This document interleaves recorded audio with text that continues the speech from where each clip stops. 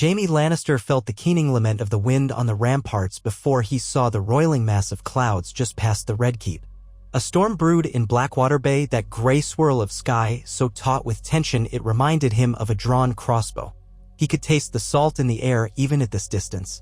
The corridor felt narrower than it was, or perhaps he was simply uneasy in this newly familiar place. He had lived in the Red Keep much of his life, yet today every stone corridor, every tapestry flapping in the drafts, every footstep on the worn rushes seemed to echo with ghosts. He reached an arched window carved into the thick stone wall and braced his golden hand on the sill. The metal claw tapped lightly against the stone. His left hand, flesh and bone and line-scarred from countless battles, curled around the ledge. The view of King's Landing stretched below him, a honeycomb of tiles and rooftops soaked in the amber glow of late afternoon. Torches had begun to flicker near the city gates, and winding lines of peasants queued for evening markets. Farther out beyond the city, the water mirrored the steel of the sky. One by one, Lannister ships and the dread silhouettes of Iron-born galleons bobbed in the harbor, half obscured by heavy gusts that churned the waves into angry froth. The Iron Fleet, Euron Greyjoy's fleet, was anchored there, a sinister threat looming over the water. Now, a second Lannister banner fluttered on the masts of certain ships, those hastily refitted to show that they bent to King's Landing. Yet the men on those decks were Iron-born, loyal first to their own and only second, if at all, to the occupant of the Iron Throne. These uneasy alliances frayed at every seam. Euron's men sneered at the gold lions painted on shields, while Lannister men turned their eyes away, uncertain if the enemy among them was friend or foe. Jaime closed his eyes for a moment, trying to quell the wave of bitterness that rose in him. Ever since returning to King's Landing, he had felt the change in the city's pulse. More suspicious, hungrier, half the harvest rotting in the field, ships grown scarce, families from the countryside migrating within the city's walls for some semblance of safety.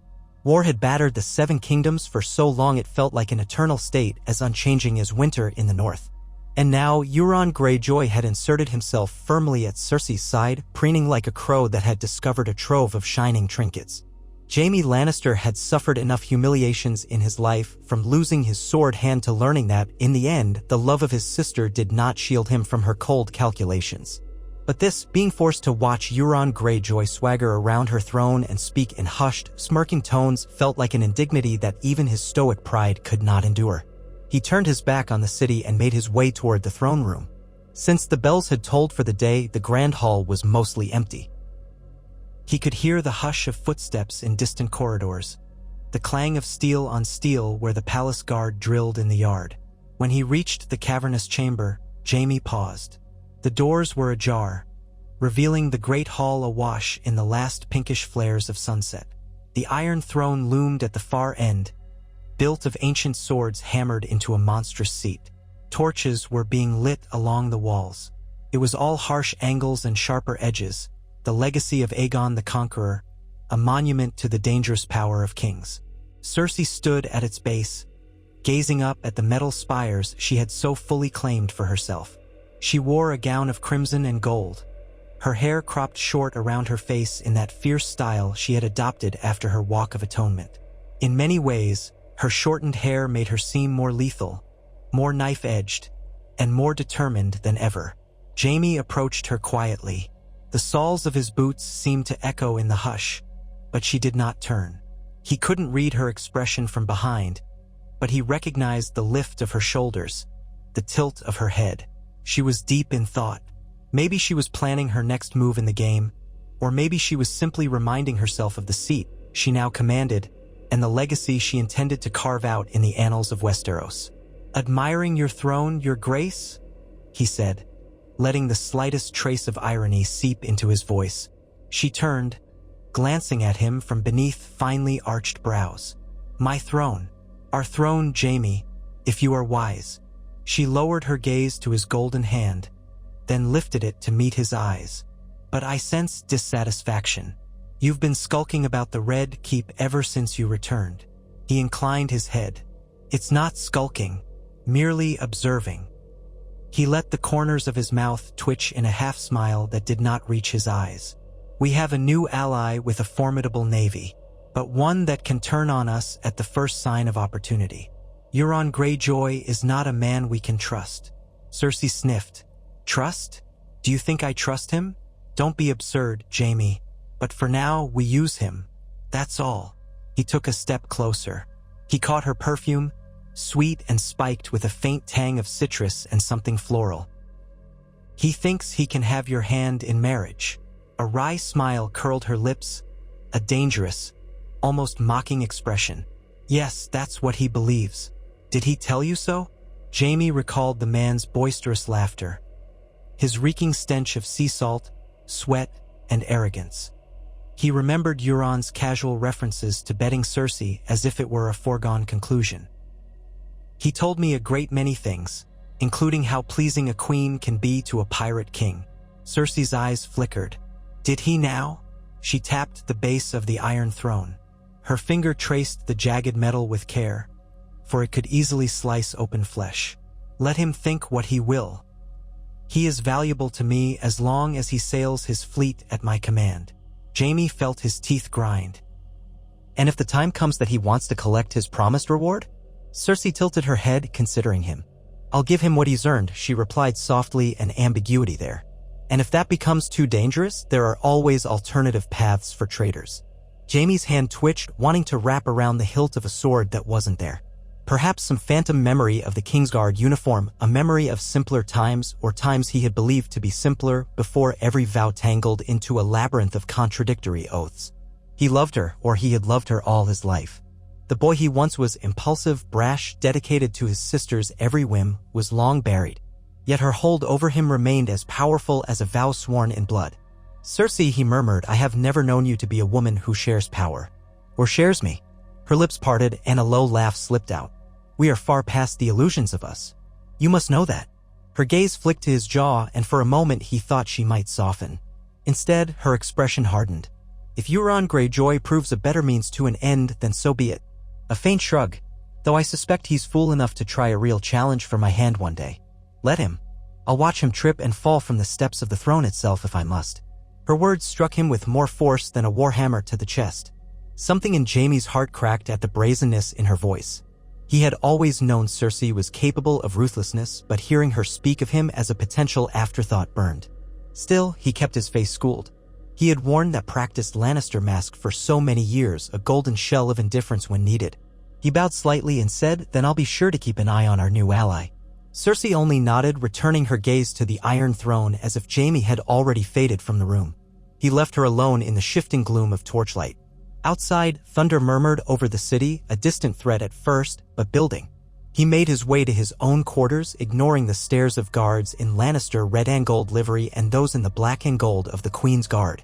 When he opened the door to his chambers, he found Bronn seated casually in a gilded chair, legs sprawled, arms folded across his chest. The ex-sellsword had a habit of letting himself in whenever he pleased. "There's half a roast duck left, my lord," Bronn greeted with a wink. "I saved you a thigh." Jaime said nothing, only closed the door behind him. The smell of duck fat mingled with the faintly sour odor of Bronn's sweaty leathers. Bronn had grown comfortable in King's Landing's pockets of corruption, as he always did. He had the look of a man who was never quite impressed, but found it all entertaining. "Well," Bronn said, tilting his head, "you look like a man who's just seen something unpleasant." "Euron Greyjoy's face, perhaps?" Jaime crossed to the table, lifted the flagon of wine, and poured a cup. "I'd almost prefer the hound's face in a wedding cloak to Euron's." He took a deep swallow, tasting the bitterness that clung to the back of his mouth. "He's grown bolder. He believes he'll wed Cersei soon." Bronn let out a bark of laughter. "He does he? And what does that make you?" Jaime's eyes flicked up in a warning. "I'm not in a joking mood, Bronn." Bronn raised his palms. "Easy, Sir Jaime. Just making conversation. The man's trouble, that's plain. I saw his iron fleet anchored out there, bristling with reavers. For every one Lannister soldier, Euron's got 2 men with axes wanting to tear the flesh off the world. Not the type that sticks with a cause unless it's profitable. That's precisely the problem." Jaime stared at the cup, swirling the contents. "He's not loyal, and he's cunning. If we let him weave his way too close, he'll crush us when we're vulnerable." "And how does the Queen feel about this?" "She's never been shy about disposing of men who displease her." Jaime's mouth twisted. "She believes she can control him." Bronn snorted. "Right? Like harnessing a rabid dog with a spool of twine." Jaime listened to the thunder outside as the evening storm neared. She also indicated she might marry him if that's what it takes to keep the Iron Fleet. Bronn ran his tongue along his teeth as if searching for a morsel. That doesn't sound like the cunning queen we know. She usually prefers to hold the leash, not hand it to the dog. I suspect she said many things to Euron. Jaime's golden hand clenched. Her words cost her nothing, but they buy her time. She might indeed promise him a wedding. She might also hope that he'll die in some cunning plan she arranges. Who can say? She's playing him, but the trouble is Euron might be playing her as well. The storm clouds illuminated by lightning cast sporadic flashes of brilliance through the small window.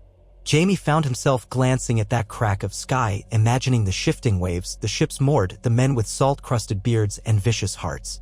I can't stand by and let him think he's got free claim on her. On the throne. And what do you propose, O gallant knight? Jaime set the cup down. I don't know. But if there's one thing I do know, it's that Euron Greyjoy adores spectacle. If I'm to challenge him, I'd best do it in a manner that leaves him no choice but to respond. Bronn's eyebrows lifted. You plan on challenging him for Cersei's hand, is that it? A formal duel? Or maybe you just want to chop him up in the yard? Jaime's jaw tightened. You think me a fool, but I'm no green boy chasing after a maiden. This is bigger than that. If Euron weds Cersei, he'll have more claim to the Iron Throne's might and more reason to discard us once he's used up the Lannister name. I cannot let that happen. I won't stand aside while some swaggering brute from the Iron Islands takes everything. Not after all we've done, all we've endured. Bronn's dark eyes appraised him. A formal challenge might just spark a war on the sea. Half the Iron Fleet will side with Euron, the other half might break away if they think there's no profit in following him. Meanwhile, your sister, well, let's just say she might not appreciate the complication. Jaime expelled a breath. No, she might not. But she also wants Euron reined in her own way. This gives her plausible deniability. If I strike first, she can decide which side to back once she sees how the winds blow. And how do you plan to survive that wind, my lord? Because Euron fights dirty, from what I hear. He's not one for honor-bound duels.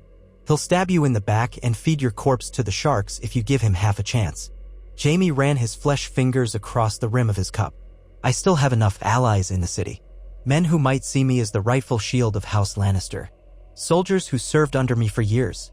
The question is whether they'll risk their necks once Euron's men storm ashore. Perhaps I'll need to ensure that doesn't happen. Bronn shrugged. And how do you do that? The Blackwater is crawling with iron longships, too big a threat for your men to break. The city's scorpions can burn them, maybe, but your sister might not want to destroy the largest navy at her disposal. You see the trouble? Jaime nodded, the tension behind his eyes throbbing. Yes, this is no easy task, but I won't let him simply prance to the sept with Cersei on his arm. The realm would never recover from that union. It would tear everything apart. Bronn scratched his stubbled chin. You want my advice? If you aim to challenge him in public. In front of the banners, the lords, the city. Make it about more than your own claim. Make it about the honor of House Lannister. Call him out for his arrogance, his savage ways. Demand a test of arms or a trial by combat for the right to wed the queen. Westerosi tradition might demand that he accept or else lose face among the aristocracy. A thought coalesced in Jaime's mind, fed by old memories of tournaments and the cheering of crowds. He might enjoy that spectacle. He fancies himself a warrior lord, unstoppable at sea. But on land, I suspect I have the advantage.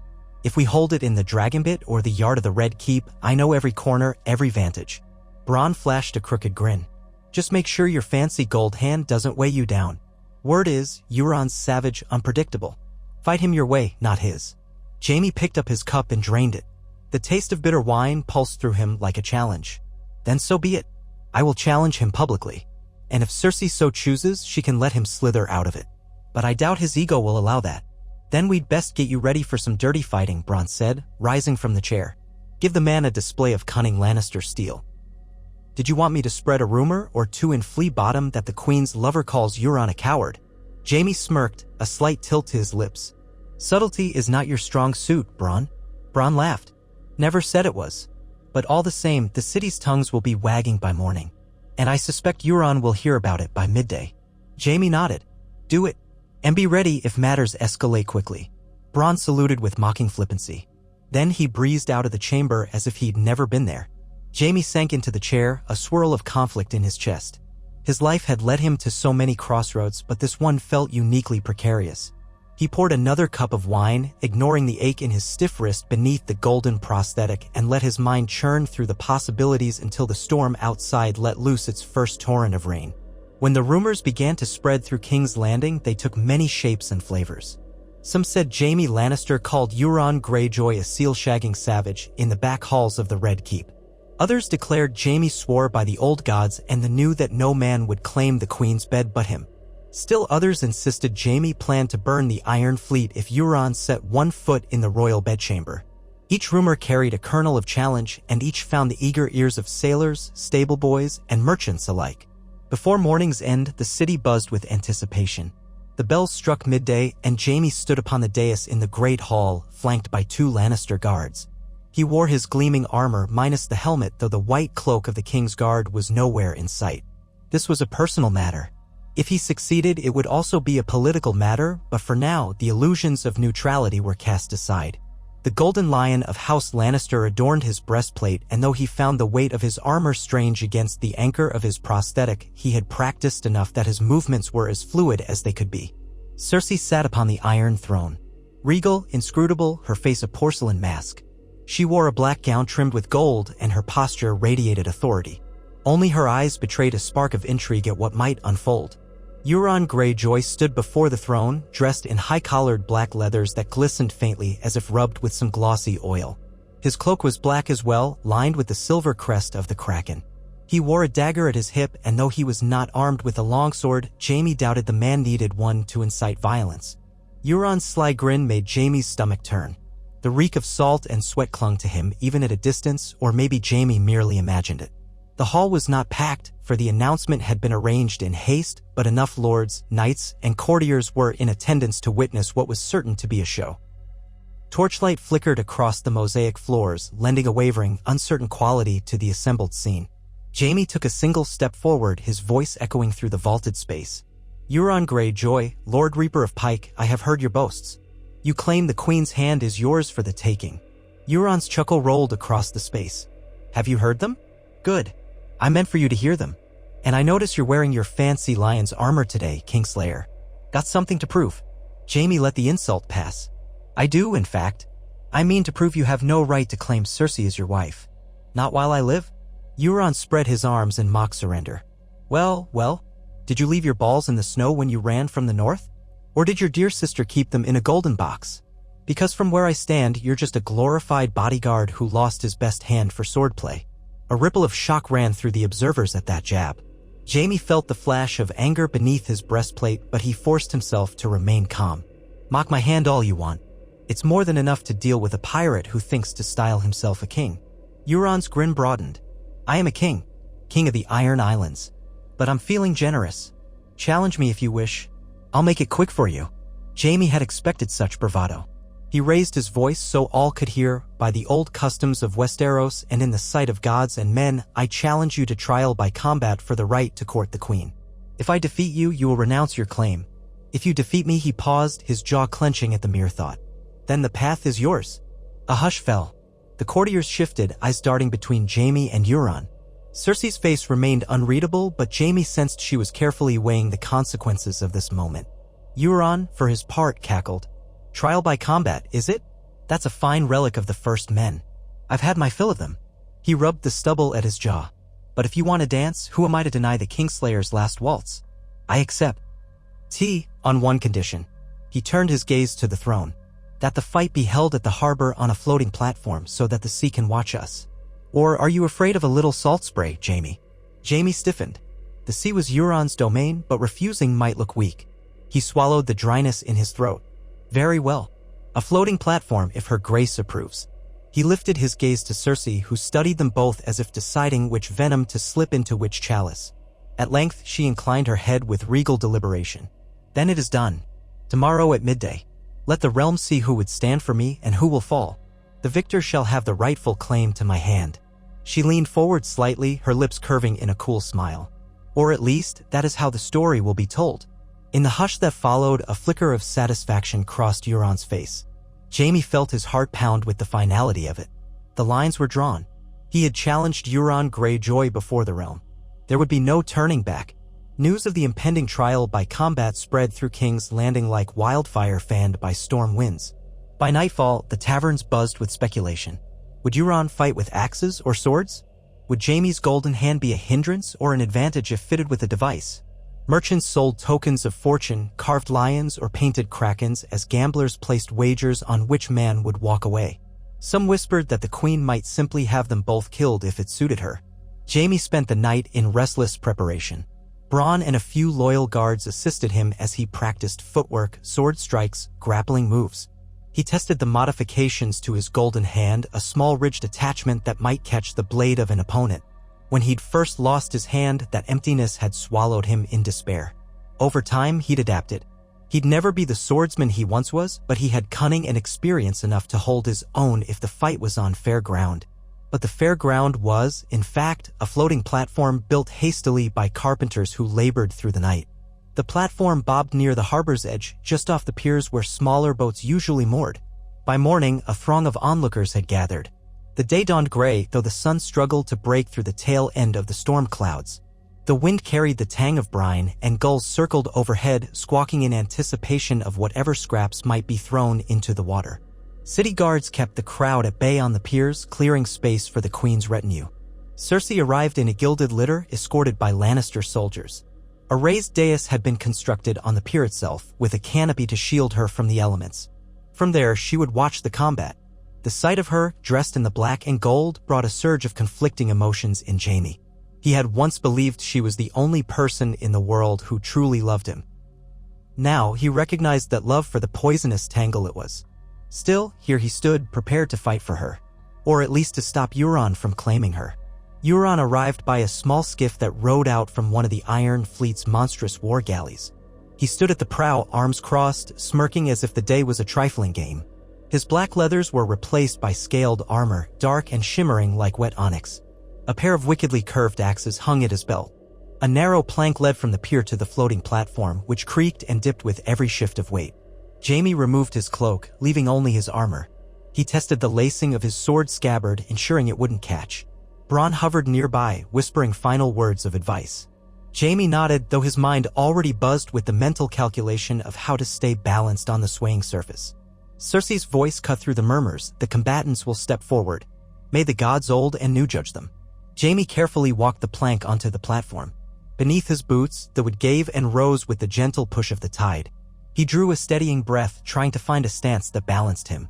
Euron hopped onto the platform behind him with alarming ease, making it bob so sharply that Jaime's stomach lurched. A wild grin split Euron's face as he took in the cheering or jeering of the crowd. I hope you can swim, Kingslayer, Euron called. Because you won't want to sink in that heavy armor. Jaime gripped the hilt of his longsword with his good hand. I won't be the one sinking today. A city official wearing the livery of the crown raised his arms.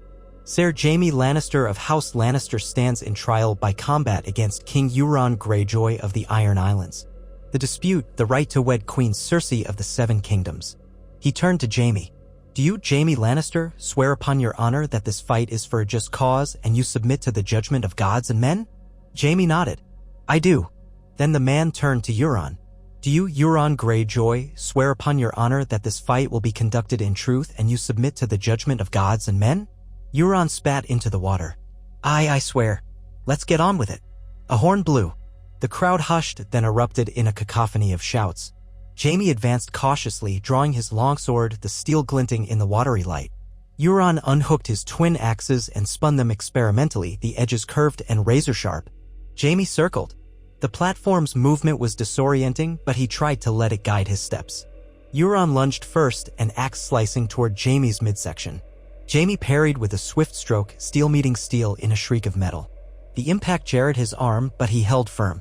He slid aside, pivoting on the balls of his feet. Euron pressed the attack, whirling one axe high and the other low in a flurry of slashes.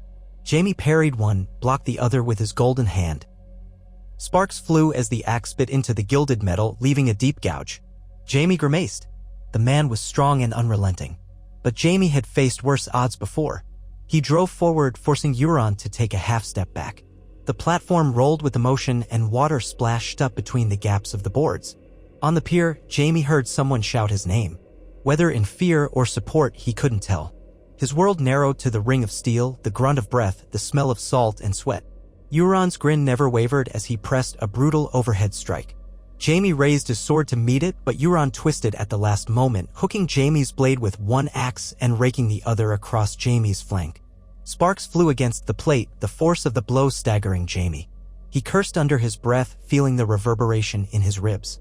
With a growl, Jaime slammed his golden hand forward, punching Euron's chest. The metal impacted with a clang, knocking the man back a step. Jaime followed with a downward slash that Euron narrowly dodged, the blade slicing a tuft of hair from Euron's temple. Euron laughed, a savage sound, and spun sideways, hooking his left axe at Jaime's leg. Jaime jumped back in time, but the platform's tilt made him slip. He lost his footing for an instant, enough for Euron to swing again, the edge aimed at Jaime's arm. Jaime managed to block, but the force sent a shock up to his shoulder. Across the water, thunder rumbled again, distant but ominous, and gulls wheeled overhead like specters watching a feast. The crowd roared in waves, enthralled by the spectacle. They locked weapons, blade to axe, each man glaring into the other's face. Euron smelled of brine and bloodlust. Jaime clenched his teeth, muscles straining. The bob and sway of the platform made every stance precarious. With a sudden surge, Jaime twisted his blade free, knocking Euron off balance. Seizing the opening, Jaime stabbed forward. Euron jerked aside, but the sword tip scored across his armored shoulder, sending a spray of blood flecking the platform. Euron hissed in pain, eyes blazing with fury. Jaime tried to press the advantage, but Euron was quicker than a man his size had any right to be. He ducked the next swing, letting one axe fall from his grip momentarily. The clang of steel hitting wood was drowned by the roar of the crowd. With his free hand, Euron seized Jaime's golden wrist. The grip was punishing, twisting the metal joint. Jaime felt an unsettling torque in the connection. Euron used his leverage to yank Jaime sideways. Jaime stumbled, the platform wobbling beneath them. With a triumphant shout, Euron bashed Jaime in the face with the pommel of his remaining axe. Stars exploded across Jaime's vision. Blood rushed from his nose, and he fell to a knee, sword arm half lowered. Dazed, Jaime tightened his grip on the sword, refusing to lose it. If Euron landed a solid follow-up, it could be the end. Euron raised his axe for a killing blow, the sharpened edge glinting dangerously. Desperation spurred Jaime. He swung his golden hand upward, deflecting the axe at the last heartbeat. The blade grazed his pauldron instead of cleaving into his neck. He heard the squeal of metal and felt a burst of pain as the force hammered into his shoulder. But he was alive. Snarling, Jaime rammed his shoulder into Euron's midsection. They slammed together, and Euron toppled back with Jaime on top of him. The platform pitched, water sloshing over the edges. Euron's free hand scrabbled for the other axe on the boards, but Jaime pinned Euron's arm with his knee. Each breath burned in Jaime's chest, his blood pounding. The crowd's roar was a distant hum. Euron let out a guttural curse and headbutt Jaime viciously. Jaime's vision blurred, but he held on, pressing the point of his sword beneath Euron's chin. For a moment, they froze, panting and locked. Euron's eyes were bright with madness, but Jaime had the advantage. The slightest thrust would end it. A hush seemed to fall. The gulls cried overhead. Jaime's breath rasped in his throat. Euron's chest heaved. Then Euron's lips curled into a grin, even as the sword rested against his flesh. "Go on, do it," Euron hissed. "We both know it won't end here. Your sweet sister will never forgive you for taking away her precious navy. And my men, they'll never follow you. You kill me, they'll sail away or burn the city." Jaime stared down at him, the sword trembling in his hand. He felt the slickness of blood on his lips from his battered nose. He could end this, kill Euron Greyjoy now. But what would follow? Chaos, perhaps. Yet letting him live meant a bigger threat in the future. A sharp exhalation from the pier. "Finish it!" came a shout. Jaime couldn't tell who. Maybe it was Bronn. Maybe it was his own internal voice. He forced down his hesitation. "I do this for the realm, for House Lannister," he muttered, and drove the blade forward. Euron jerked his head aside at the last instant, the point slicing across his neck but not deep enough to kill. Blood welled, and Euron roared with rage. His pinned arm twisted free, fingers closing around the haft of his dropped axe. Jaime tried to pin him again, but Euron slashed wildly. The blade carved through the air in a chaotic arc, biting into Jaime's side where the armor plates joined. A sharp, stabbing pain stole Jaime's breath. He growled and tried to complete the kill, pressing the sword again. But Euron squirmed with serpentine agility, and the platform lurched, throwing both men off balance. They tumbled apart, each struggling to gain footing on the water-slick boards. Jaime staggered to his feet, blood staining his tunic beneath the armor, an agonizing burn in his ribs. Euron, likewise, rose, blood trickling down his neck and shoulder. His grin was gone, replaced by an animal snarl. Across the gap of the rocking platform, they glared at each other. Jaime breathed in ragged gasps, his vision tunneling as adrenaline fought pain. Euron's chest heaved, his hair plastered to his forehead with sweat and salt spray. For several pounding heartbeats, neither moved. Then Euron rushed forward again, brandishing the axe, the platform trembling under his weight. Jaime braced, letting Euron commit to the swing. At the last moment, Jaime twisted and struck upward, deflecting the strike with his golden forearm. The sound was horrific, metal scraping metal. Euron's axe wrenched, thrown off course. Jaime stepped in, driving his sword through Euron's abdomen in a single thrust that found a gap in the scaled armor. The force jolted Jaime's arm, and he felt the blade shudder as it punched flesh and muscle. Euron's eyes bulged. A wet cough escaped his lips, splattering Jaime's armor with flecks of blood. He tried to swing the axe again, but his body spasmed, losing strength. Jaime pulled the sword free, a rush of blood following. Euron's knees buckled. For a moment, the Iron-born king tried to stand to strike again, but his legs failed him. He sank to the platform, one hand pressed to the wound in a futile attempt to stem the bleeding. The crowd erupted. Some jeered, some cheered. Jaime could hardly hear them over the rush of blood in his ears. Euron Greyjoy looked up at him, a flicker of insane defiance still in his eyes. His lips moved, forming a curse or a final taunt, but only blood bubbled forth. Jaime stared down, chest heaving, sword dripping with gore. It was over. Euron sagged sideways, breath rattling. Then he went still, the life draining from his eyes. With trembling hands, Jaime raised the sword, pointing it to the sky. For House Lannister, he managed in a hoarse voice. Then he collapsed to his knees, pain lancing through his side. Shouts of shock, excitement, and horror blended on the pier. The city official stammered something about the gods having spoken.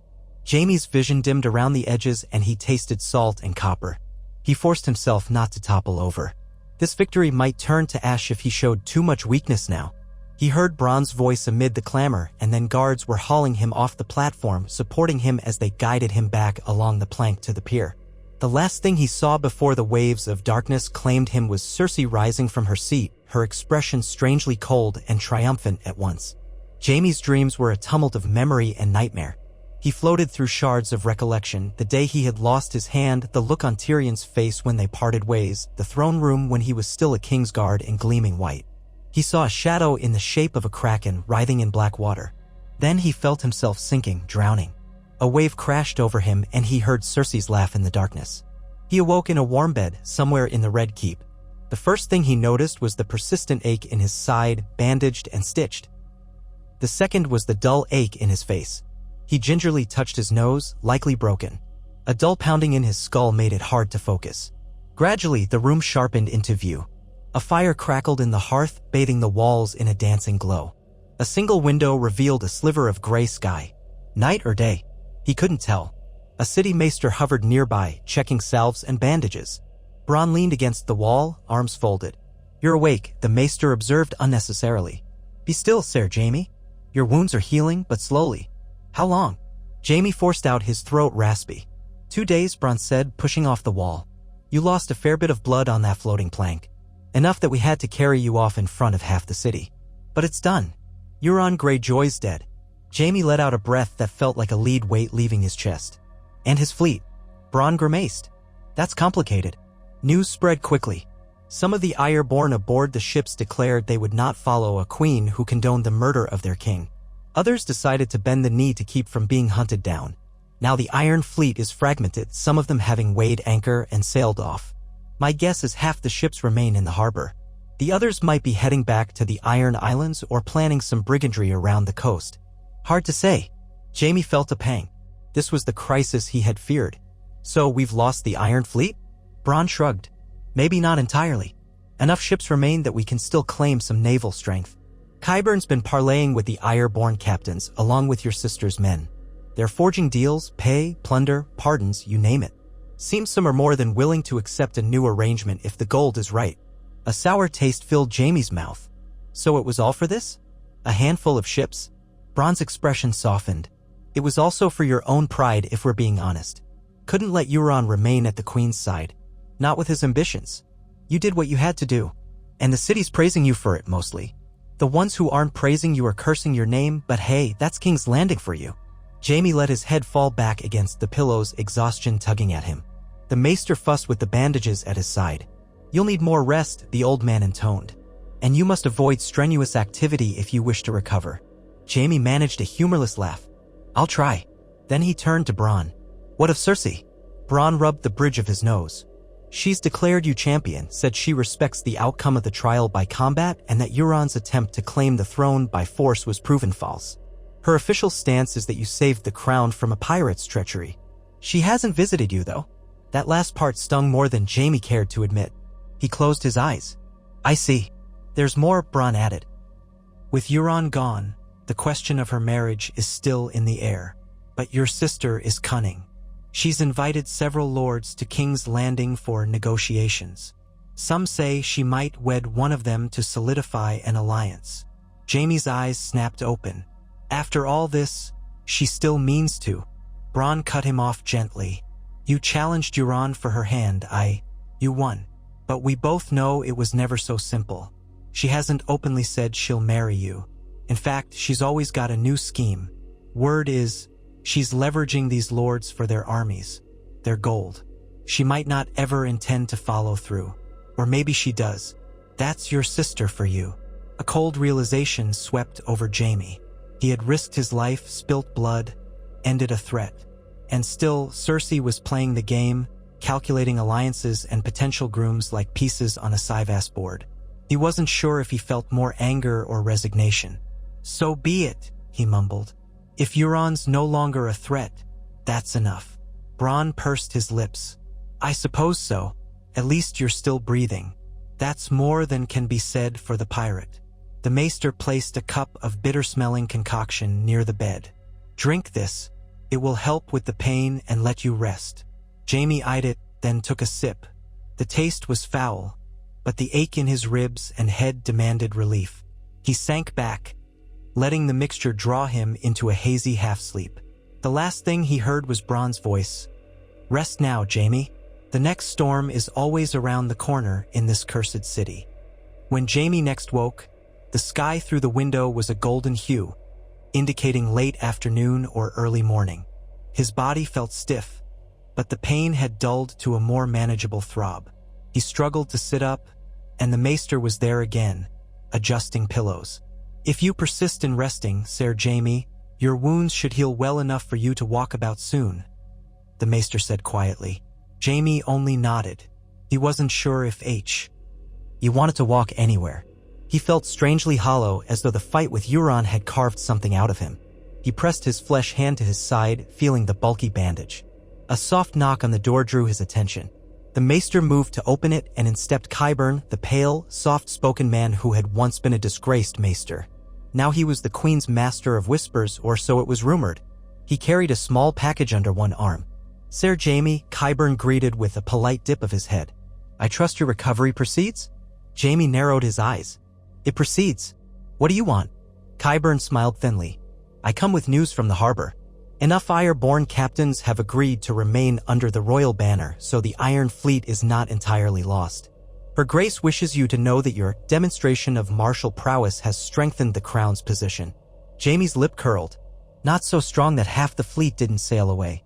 True, but we still hold the advantage in the city. The captains who remain recognize they have no safe harbor outside the crown's favor. And, of course, we have other means of persuasion. Qyburn set the package on a small table. I am also to present you with this token. A reward for your victory. Jaime frowned. A reward? From the Queen? Qyburn nodded. Yes, in a manner of speaking. Consider it a sign of gratitude, and a symbol that your challenge was recognized. Jaime reached over, wincing as the movement pulled at his stitches and pulled the lid from the small wooden box. Inside lay a polished golden hand, more finely wrought than the old one, with intricate details etched along the fingers. It was slightly smaller, more streamlined, as if designed to be lighter. He lifted it out, noticing that the wrist couplings matched the shape of his old prosthetics joint. His feelings were mixed. She had this made for me? Qyburn's smile was bland. She commissioned it from the royal smith. The design is improved, they say, and the gold is of higher purity. Jaime turned the hand in the light. At first glance, it was beautiful, but he couldn't help feeling uneasy. Another golden appendage, another piece of pageantry. He recalled how the old one had felt like a mockery, glinting like a trophy of shame. Still, this new piece was undeniably more functional. He set it aside gently. "Tell her I am grateful." "Of course," Qyburn said, then stepped closer. "Her Grace also would like to see you. When you are well enough to walk without toppling," she said. "She has further matters to discuss." Jaime studied Qyburn's face, searching for any hint of threat. The man's expression was as unreadable as polished marble. "Then I'll see her when I can stand," Jaime replied. "Is there anything else?" "That is all, Sir Jaime. May the gods speed your recovery." Qyburn inclined his head again and departed quietly, leaving Jaime with the new golden hand and a swirl of conflicting emotions. He glanced at the door, half expecting Cersei to appear behind Qyburn, but she did not. With a weary sigh, Jaime handed the new prosthetic to the maester. "Help me fit this on," he said. The maester nodded and carefully removed the old golden hand, noting the dings and scratches Euron's axes had inflicted. Then he fitted the new one, adjusting the straps and couplings. Jaime flexed the metal fingers experimentally. They didn't move, of course, but the joint felt smoother, the weight lighter. If he'd had it during the duel, perhaps he'd have fared better. Then again, perhaps not. Exhausted by the simple act of sitting upright and fitting the prosthetic, Jaime lay back. The new golden hand rested on his chest, catching the dim light with a subdued gleam. A reward, Cersei's token of appreciation. Yet it felt as if it chained him more tightly to her. He closed his eyes, letting the flicker of painkillers and exhaustion pull him under again. When Jaime was strong enough to walk across his chamber without collapsing, he demanded to see the queen. Servants balked initially, but eventually he was allowed to make his way with the guard's help to the royal solar. The corridors swam slightly, each step sending a twinge through his side, but he pressed on. He wore a loose tunic and breeches, not quite up to donning armor yet. The new golden hand was a bit of a novelty, catching the eye of every passerby. In the queen's solar, two of Cersei's queen's guard stood by the door. They eyed Jaime warily but admitted him. He found Cersei seated near a window overlooking the city, her posture poised, a cup of wine in her hand. She wore a red gown embroidered with lions across the bodice. Her short hair framed her face in severe lines. She looked up as he entered, a cool smile curving her lips. "You've recovered enough to walk. Impressive. I was told the wound was quite grievous." He inclined his head stiffly. "I've survived worse." "So you have." She gestured for him to sit.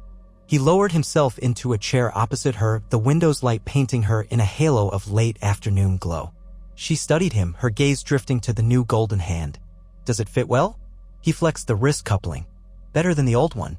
"Thank you, I suppose." A flicker of something crossed her features, too swift to read. "You saved the crown from a dangerous alliance. Euron was growing too bold, too unpredictable. Your duel, while impulsive, gave me a way to rid myself of him without suspicion. The realm sees it as justice served by the gods and by arms." He arched an eyebrow. "Was that your plan all along? To let me kill him so you could appear blameless?" She took a sip of wine, shrugging one shoulder. "In part. Did you expect me to give you a parade?" A bitter laugh escaped him. "No. I expected you might be upset at losing half the Iron Fleet." Cersei's eyes narrowed. "Qyburn is negotiating with the remaining captains. We'll rebuild our naval strength in time. Meanwhile, I have suitors from the Reach and the Stormlands who wish to wed the queen. Each has some portion of an army or gold. It will all come together." His jaw clenched. "So, your next step is to marry one of them? Even after all that's happened?" She swirled her wine thoughtfully. "I'm considering many options. The realm remains unstable. We must secure allies. I'm no fool, a single victory at the harbor doesn't secure the Iron Throne forever. Enemies abound both within and without." He stared at her, recalling the days when they were certain their father, Tywin, would solve every crisis. Now Tywin was gone, and so many others. "Is that all we are now? Pawns in your next move? Allies to be traded or sacrificed?" She met his gaze with icy calm. "We were always pawns, Jaime. Pawns of our father, of fate, of our own desires. The difference is that I now move the pieces. If that means forging a marriage alliance, I'll do it. If it means war, I'll wage it." He tightened his right hand into a fist. "And what of me?" He hated the plaintive note that crept into his voice but couldn't suppress it. "I risked my life to keep that salt-soaked swine from your side, from your bed. Am I to be thanked with a new golden trinket and then cast aside while you invite some other lord to sit next to you?" Cersei's lips pressed into a thin line. "Don't be childish. You have my gratitude, my respect. But the crown demands more than gratitude.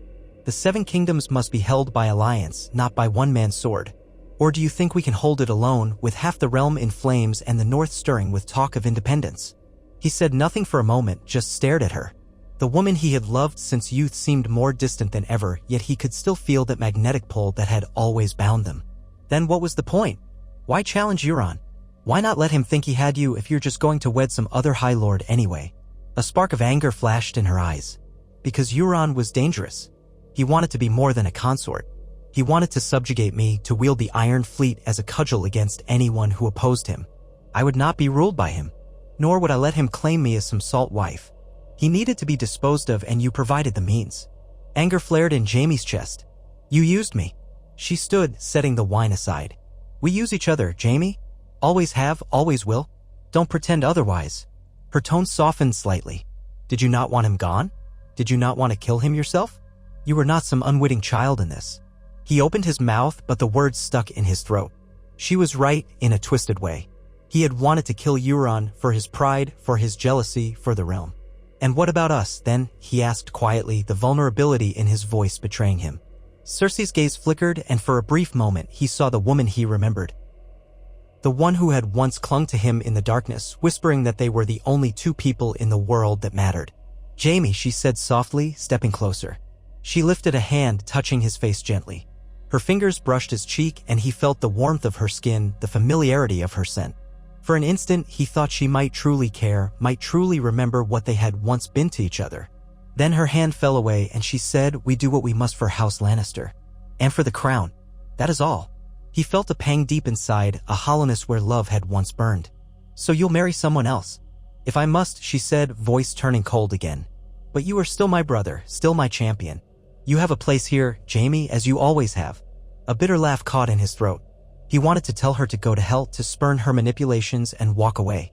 But he knew too well how tied he was to her, to King's Landing, to the legacy of the Lannisters. Then so be it, he said, voice hollow. She nodded, something like relief in her posture. Rest and recover. The city whispers your name as the man who killed Euron Greyjoy in single combat. That has value. She stepped past him, heading to the Solar's door. We will need your sword arm again soon enough, I suspect. He watched her go, the sound of her footsteps echoing. She didn't look back. Once the door closed behind her, Jaime shut his eyes, feeling an old wound in his soul ache more than the fresh stitches in his side. He had won this battle, but at what cost? Days turned into a fortnight as Jaime slowly recuperated.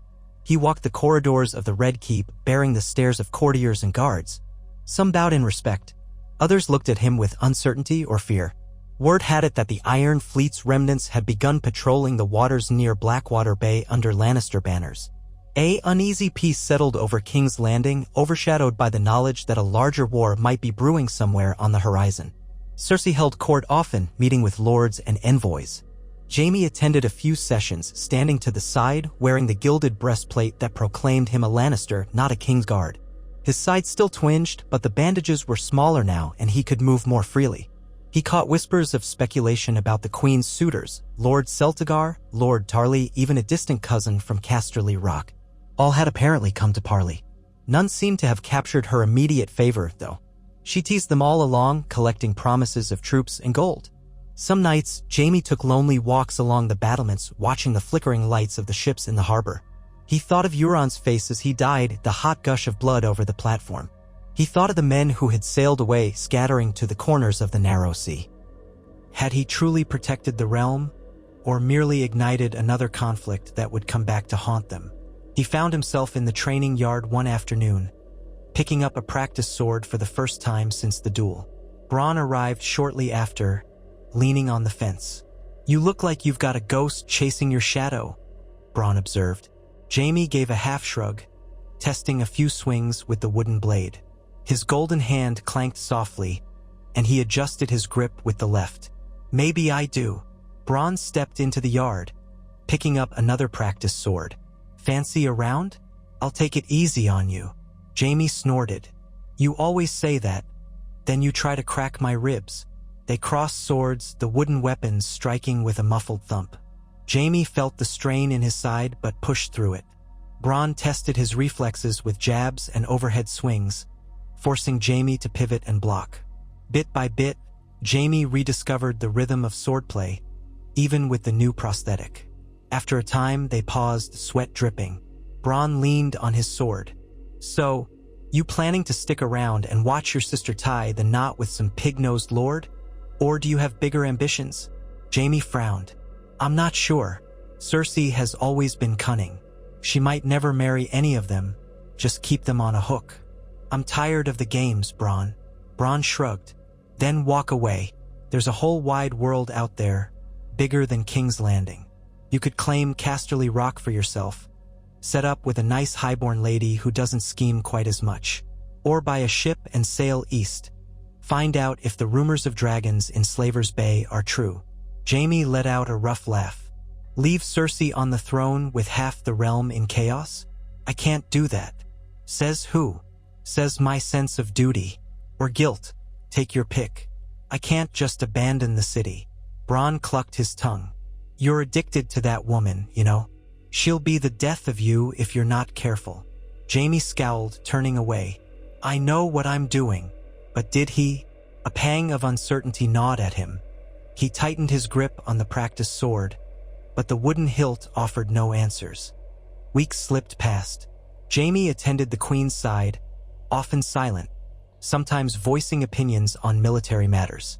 They discussed forging alliances with the Stormlands, ensuring that any threat from Dorne or the North was kept at bay. Rumors of rebellion in the Riverlands seeped into conversation. Each day brought new crises and new negotiations. One evening, Jaime stood by a window in a quiet corridor, watching the glow of torches along the castle walls. He heard footsteps approaching, light, deliberate. Turning, he saw Cersei. Her face was partially in shadow, but he recognized the set of her mouth. She often wore that expression when she had a plan in motion. "Jaime," she said, stopping a foot away, "I've dismissed the guards for a moment. We need to speak privately." He raised an eyebrow. "Should I be concerned?" A shadow of a smile touched her lips. "Perhaps. I've decided my next move regarding these prospective marriages." She lifted her chin. "I'm refusing them all." A wave of relief and caution swept through Jaime. "Refusing them? You've led them on for weeks." "I know, but none has enough to offer that would make a marriage worthwhile. Their gold or their troops are too paltry to risk binding myself. I've realized another path." He leaned against the stone, arms folded. "Another path? And what would that be?" She hesitated, and for a moment he thought he saw genuine conflict in her eyes. "I have decided. I will wed you." A hammering pulse shot through Jaime. His immediate reaction was shock, then disbelief, then a swirl of desperate hope. "Me? After all this time? After everything?"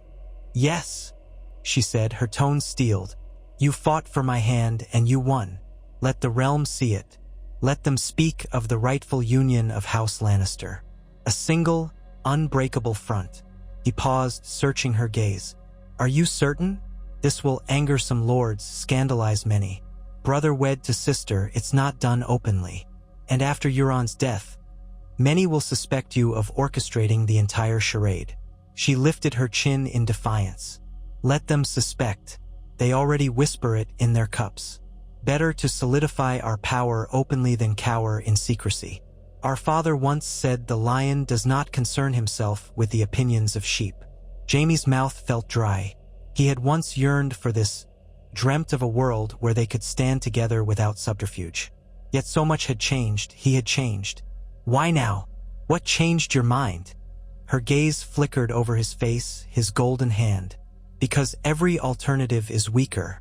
Because I cannot trust any other house to keep our throne safe from the chaos in the realm. And because you have proven your loyalty again and again. Whatever else stands between us, I know you will not betray me." Bitterness and longing warred inside him. "You said once we were past illusions of us. That we do what we must for the crown." She let out a slow breath. "Perhaps I said that in a moment of anger. Jaime, I need you. The realm needs a united House Lannister. I will not force you, but if you stand with me now, openly, we can secure our line. The Iron Throne will have its heirs, our heirs." He stared at her, memories flooding back. Their secret trysts, their children. Lost now, Joffrey, Myrcella, Tommen. The heartbreak and darkness that had followed. Could they truly risk that again, bringing more children into this world of bloodshed and deceit? Her hand touched his cheek lightly. Don't let your wounds speak for you. Euron is gone. The rest of Westeros will fall in line if they see we are strong. A swirl of conflicting desires twisted in Jaime's gut. He had spent so long fighting for Cersei's love, losing pieces of himself in the process. Was this final step truly the victory he thought he wanted, or just the next trap in a cycle that would end in ruin? He gently took her hand in his flesh one, closing his eyes. Cersei, if I do this, then it means standing against every threat, facing the scorn of the realm, continuing this war. Until we've won, she finished, her voice fierce. We will make them bend the knee, and they will. He opened his eyes, studying her. The resolute set of her jaw, the fire in her eyes, the faint lines of worry that had begun to mark her brow. In that moment, he saw the woman he had always known. Ruthless, driven, but fiercely devoted to her ambition. And beneath that, something else, desperation for the security only absolute power might bring. Slowly, he nodded. Then let us do this thing if it is truly what you desire. If we stand together, let it be openly. A faint smile curved her lips, tinged with triumph. Good. We'll plan it carefully. The wedding will be a grand affair, to show the 7 kingdoms that House Lannister is unbreakable. He released a trembling breath. As you wish, my queen. She pressed her hand against his chest, just over the bandages concealed beneath his tunic. My king, she said, eyes gleaming with something that might have been love or might have been victory. Then, for the briefest moment, she leaned in and kissed him softly. The taste of her lips brought a rush of old memories and a pang of sorrow for what they had lost. When she pulled away, her eyes shone with a determined light. We will show them all, Jaime. Together. He nodded numbly, heart thudding in his chest. With that, she stepped back, straightened her gown, and left him in the corridor, the echo of her words lingering like a promise or a curse. The wedding was announced to the lords and ladies of the realm. Ravens flew, proclaiming that Queen Cersei Lannister, first of her name, defender of the realm, protector of the 7 kingdoms, would wed Ser Jaime Lannister of House Lannister, hero of Blackwater Bay, victor over Euron Greyjoy. The SC. Undul was immediate and severe. Courtiers gossiped in hushed tones, brother and sister. The faith might protest, though the faith had been cowed significantly since Cersei's destruction of the September of Baelor. A few lords threatened to withdraw their support. Others, sensing a chance to gain royal favor, fawned over the idea of a united Lannister monarchy. But Cersei pressed forward. Preparations for the ceremony went at a furious pace. A new sept had been constructed after the old one's destruction, smaller but still ornate. Cersei insisted on an opulent affair, inviting lords from every corner of Westeros, ensuring that no one could ignore the event. Golden lion banners were hung across King's Landing, from the Red Keep to the Gate of the Gods. Soldiers patrolled the streets in red and gold livery, ensuring no dissent took root. Jaime stood at the heart of the storm, letting the swirl of pageantry and controversy wash over him. Part of him felt numb, going through the motions. Another part felt a simmering dread in his belly. Yet, a deep-rooted piece of him, perhaps the boy who had once dreamed of being a heroic knight, almost believed this union could bring stability. Maybe if they were open about their bond, they could stand against the coming storms. When the day arrived, King's Landing bristled with tension and excitement. Bells tolled in the rebuilt Sept Tower. The streets were packed with gawkers. Some cheered, some cursed. Among the small folk, rumors circulated that this marriage was doomed, that the gods would punish such a union, or that the city might burn yet again. Jaime, dressed in regal finery, a crimson doublet with golden embroidery, a lion's head clasp at his shoulder. Over it, a half-cloak of cloth of gold. The new golden hand shone like a polished relic. He stood in a side chamber of the sept, breathing unsteadily. Bronn hovered nearby, fiddling with his own attire, though not part of the ceremony. He was there as a guest. You look like a man going to his execution, Bronn quipped quietly. Jaime exhaled. Perhaps I am. Bronn slapped him lightly on the back. Well, if you're going to be executed, at least you'll die on top of the world, eh? Now come on. The queen awaits. Music swelled in the main hall of the sept, a mix of drums and high, reedy pipes. Jaime emerged to see the space filled with lords and ladies in shining garments. The new sept was smaller but richly adorned with gold paneling, the floor laid with polished marble. Banners of House Lannister draped from the balconies. At the far end, before the altar, stood the High Septon chosen by Cersei after the last conflict with the Faith. His expression was carefully neutral. Jaime approached the altar, aware of the hundreds of eyes watching. He wished his father could see this, though he doubted Tywin would have approved. He wished his mother could see it, but that thought was too riddled with conflict to bear. He took his place, heart-thudding. The music shifted key and the doors at the rear of the sept opened. Cersei appeared, flanked by a procession of her queen's guard.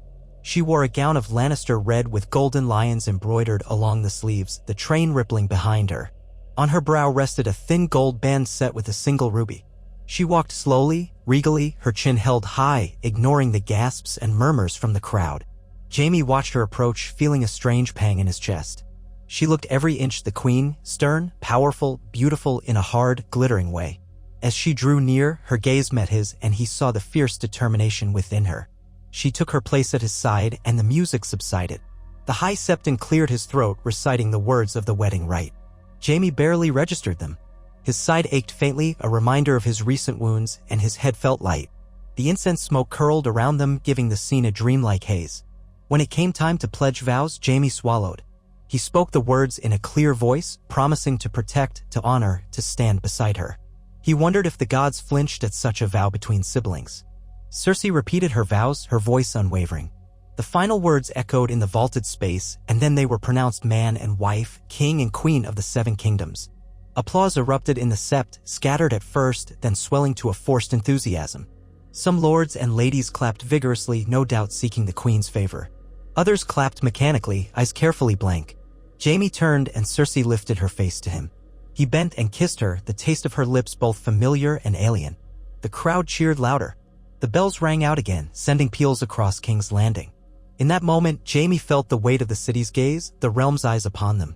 He was wed to the woman he had loved and feared in equal measure. They were the center of power, the heart of the monarchy. And yet, a cold sense of foreboding coiled in his gut, as if the gods had turned their faces away and left them to the consequences of their own choices. As the wedding feast began in the Red Keep's Grand Hall, the mood teetered between opulence and unease.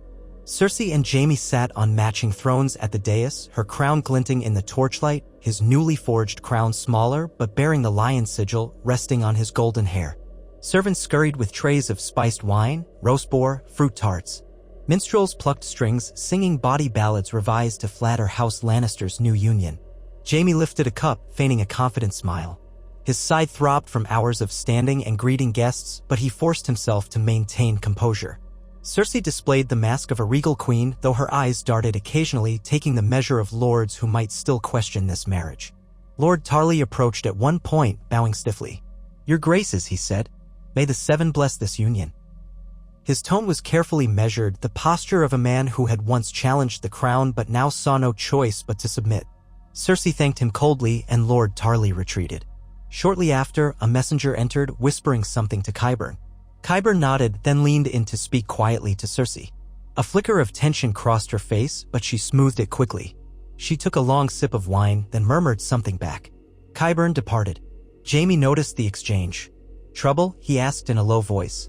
She gave a tight smile. "There's always trouble. But tonight is our wedding feast. We can address it tomorrow." They continued, receiving well-wishers and half-wishers, smiling and nodding through the night. The music grew louder, dancers whirled on the floor, and the tension in the air seemed to ease into a kind of uneasy acceptance. The small folk beyond the Red Keep's walls might be singing a different tune, but within these walls, House Lannister's power was on full display. Eventually, the time came for the bedding ceremony, that rowdy tradition where guests would carry the bride and groom to their chamber. Jaime and Cersei had no desire for such spectacle. She raised a hand to silence the drunken suggestions, declaring that she was tired and the king's wound still tender. The crowd laughed in good humor, but she ended all talk of the bedding with a regal stare. Hand in hand, they departed the hall, accompanied by a handful of guards. Torches flickered along the corridors, casting dancing shadows. When they reached the royal apartments, the guards bowed and remained outside. Jaime closed the door behind them, the faint music from the distant hall muffled now. Cersei stepped to the window, gazing at the city lights. A wedding feast in a city half-starved and battered by war, she said softly. They'll resent us for it, but they'd resent us for anything. Jaime loosened the collar of his doublet, heart pounding. He hadn't been alone with her in this way since before Euron's arrival. So much had changed. Yes, they might, but we needed the display of strength. She turned, her eyes drifting over him. Slowly, she stepped closer, reaching up to remove his crown. He let her, feeling an odd weight lift from his head.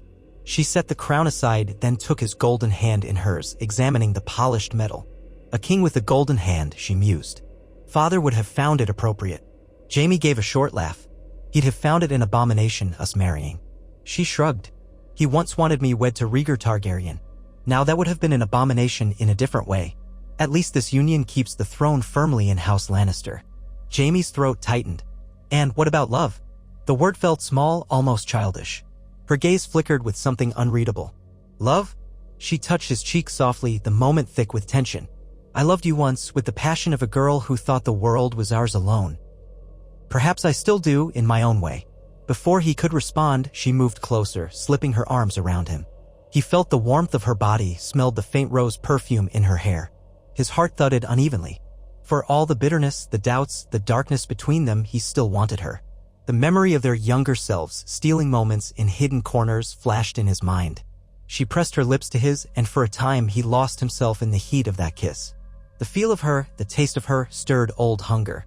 Their crowns and finery might have changed, but the essence of their bond remained. They moved toward the bed, the ceremony of the day forgotten in the hush of night. Garments were shed with quiet urgency. His side ached, but he ignored it, focusing on the shape of her body under his hands, the soft sound of her breath. She guided his golden hand over her skin, the metal cold against her warmth, a strange contrast that sent shivers through them both. In the dim candlelight, they came together, driven by a mixture of longing and the knowledge that they'd sealed their fate with vows that defied tradition and the gods. It was an act laden with history, years of secret passion, of children lost, of betrayal and reconciliation. The physical comfort mingled with a deep undercurrent of unease, as if they were perched on the edge of a precipice. Afterward, they lay in the quiet, the sheets tangled, sweat cooling on their bodies. Jaime stared at the ceiling's carved beams, his arm draped across Cersei's waist. She rested her head on his shoulder, her hair still smelling of perfume and wine. Will you stay? She asked softly. He turned his head, pressing his lips to her forehead. Yes, he murmured, though part of him wasn't entirely certain. I'm here. She sighed contentedly, as if that assurance was enough for now. Slowly, her breathing deepened into sleep. Jaime remained awake, the pain in his side surfacing now that the adrenaline had waned. He stared into the darkness, listening to her quiet breaths. Outside the windows, the city stretched under the moonlight, tenuous, restless, and full of shadows. He had challenged Euron Greyjoy to preserve Cersei, to prevent the Ironborn from claiming her hand. He had succeeded, but the cost had spiraled beyond a single duel. Now they were bound together, openly defying the realm's norms, forging a new monarchy that might either restore or ruin the Seven Kingdoms. An image of Euron's corpse on that blood-soaked platform drifted through Jaime's mind. A cold dread lingered. The Iron Islands would not forget, nor would the realm easily accept this incestuous union. War brewed in the corners of Westeros, and the game continued. But in that bed, for that night, Jaime let his eyes close, letting exhaustion pull him into uneasy dreams, the Queen's warmth against him the only anchor in a sea of uncertainty. Weeks passed, and word spread across the Seven Kingdoms that King Jaime Lannister and Queen Cersei Lannister ruled from King's Landing, 2 lions upon the Iron Throne. Their marriage, both scandalous and undeniable, sent ripples through the realm. Some lords chose to recognize their sovereignty, seeking royal favor or fearing royal wrath. Others quietly plotted rebellion, citing the gods' wrath at such a sin. Through it all, Jaime played the part of king, holding court beside Cersei. He listened to petitions, oversaw disputes. At times, he felt a faint flicker of pride. He had once been Kingsguard to a mad king, then to kings who did little to deserve the throne. Now he held that seat himself, shaping the fate of Westeros. And yet, as the months wore on, the pressures of rule weighed on him. Cersei took to the role with a fierce determination, controlling her council, managing alliances, threatening foes. Jaime tried to temper her harsher impulses, to steer her away from cruelty for cruelty's sake. He had seen what unbridled tyranny could do to a kingdom. One evening, after a long session with the small council where Qyburn laid out intelligence of possible uprisings in the Riverlands, Jaime found himself alone with Bronn in a torchlit corridor. Bronn crossed his arms, a knowing glint in his eye. So, Your Grace, how goes the Lion's Den? Jaime sighed. The usual. Rebellions on the horizon, the Reach Lords grumbling about shipments of grain, rumors of Sellsword companies massing across the narrow sea. Sounds like a pleasant reign, Bronn said dryly. Jaime rubbed his brow. I thought removing Euron would ease things, but it only solved one problem. 100 others remain, and Cersei's method of solving them is not always pleasant. Must be a relief to have a partner who knows her way around underhanded deals and forced compliance. Jaime shot Bronn a glare. Enough. I'm trying to keep the realm together. That's no easy feat. Bronn shrugged. Sure. Just don't forget that too much iron-fisted ruling can cause the pot to boil over. Jaime knew that all too well. He parted ways with Bronn, heading to the royal apartments. When he arrived, he found Cersei pacing near a window, a goblet of wine in hand. Her expression was taut, stormy. He closed the door behind him. What is it? She turned, eyes flashing. We have more reports of unrest in the Westerlands. Some minor lords emboldened by talk that we are not fit to rule. That the line of Tywin Lannister is tainted by incest. She spat the last word. Fools. Jaime suppressed a flinch. Which lords? She took a gulp of wine. House Brax, House Crakehall, rumor of quiet alliances with Tarbeck remnants, those old grudges father stamped out, but apparently they linger. They think to undermine us from within. He rubbed his temples. We could send envoys, try to smooth matters. Cersei's lips curled. No, we must show strength. An envoy is an admission of fear. We must send a force to demand fealty, and if they refuse, burn their keeps. Let the rest see what defiance earns them. The cold finality of her words rattled him. That might provoke open revolt. She shook her head. No, it will quell it. Fear is our strongest ally now, Jaime. They must know we will not hesitate to destroy traitors. He pressed his lips together. Once he might have blindly agreed, but he had seen enough slaughter. Cersei, these houses are sworn to the Westerlands. They are our blood, our people. Father didn't always choose fire and sword. He used cunning and alliances as well. Perhaps. She cut him off with a glare. Don't lecture me on Father's tactics. I learned them as well as you did. I also learned that you must strike swiftly when faced with rebellion. Or do you prefer to wait until they rise against us in the field, with a coalition behind them? He exhaled heavily. We can meet them halfway, send them a warning, pledge their loyalty or face the consequences. At least give them a chance. She considered, eyes narrowed. Fine. One missive. If they do not bend the knee, we will march. Agreed. Reluctantly, he nodded. Agreed. She set her wine aside, closing the distance between them. Her voice dropped to a softer register. We cannot appear weak, Jaime. We hold this throne by will and force. There's no room for mercy that might be interpreted as fear. He rested his good hand on her shoulder. I understand, but cruelty alone can breed more enemies. Balance is needed. She gave a ghost of a smile, leaning into him. Balance, if only the realm allowed it. He wrapped his arm around her, the metal fingers of his golden hand resting stiffly at her side. Together, they stood in tense silence, each weighed by the knowledge that their reign was an uneasy tapestry of alliances, fear, and love. If love was still the right word for what bound them.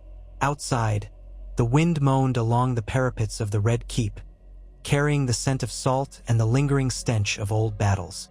In the harbor, the remnants of the Iron Fleet bobbed under the watchful eyes of the Lannister Guard. The next storm would come, whether from the Westerlands or some distant shore, and Jaime Lannister, King of the Seven Kingdoms, champion against Euron Greyjoy, would face it with steel in hand and a tangle of regret in his heart. He had won Cersei's hand, but the realm itself might slip through their fingers, each crisis pulling them closer to ruin. And yet, in that moment, they stood united, two lions on a precarious throne, each reliant on the other in a world that had grown too cruel for half measures. If their union was a gamble against fate, then so be it. They would face the roar of the coming wars together, their golden sigils shining defiantly in the gathering dark. Jaime Lannister rose before dawn in a swirl of lingering nightmares and dull pain, slipping out of the wide marriage bed with practiced care to avoid disturbing Cersei. The old war wound in his side still throbbed if he moved too abruptly, a constant, unwanted reminder of his duel with Euron Greyjoy and the heavy cost it had exacted from his body. He tested his weight on that side, wincing at the stab of discomfort. Still, he managed a soft step onto the chilly stone floor and draped a thick robe over his shoulders. The hush of pre-dawn clung to the royal apartments, broken only by the pop of embers in the fireplace and the faint shifting of guards in the corridor outside. He glanced at Cersei, who slumbered in the bed's center, her golden hair splayed on the pillows, one pale arm half-curled over her stomach.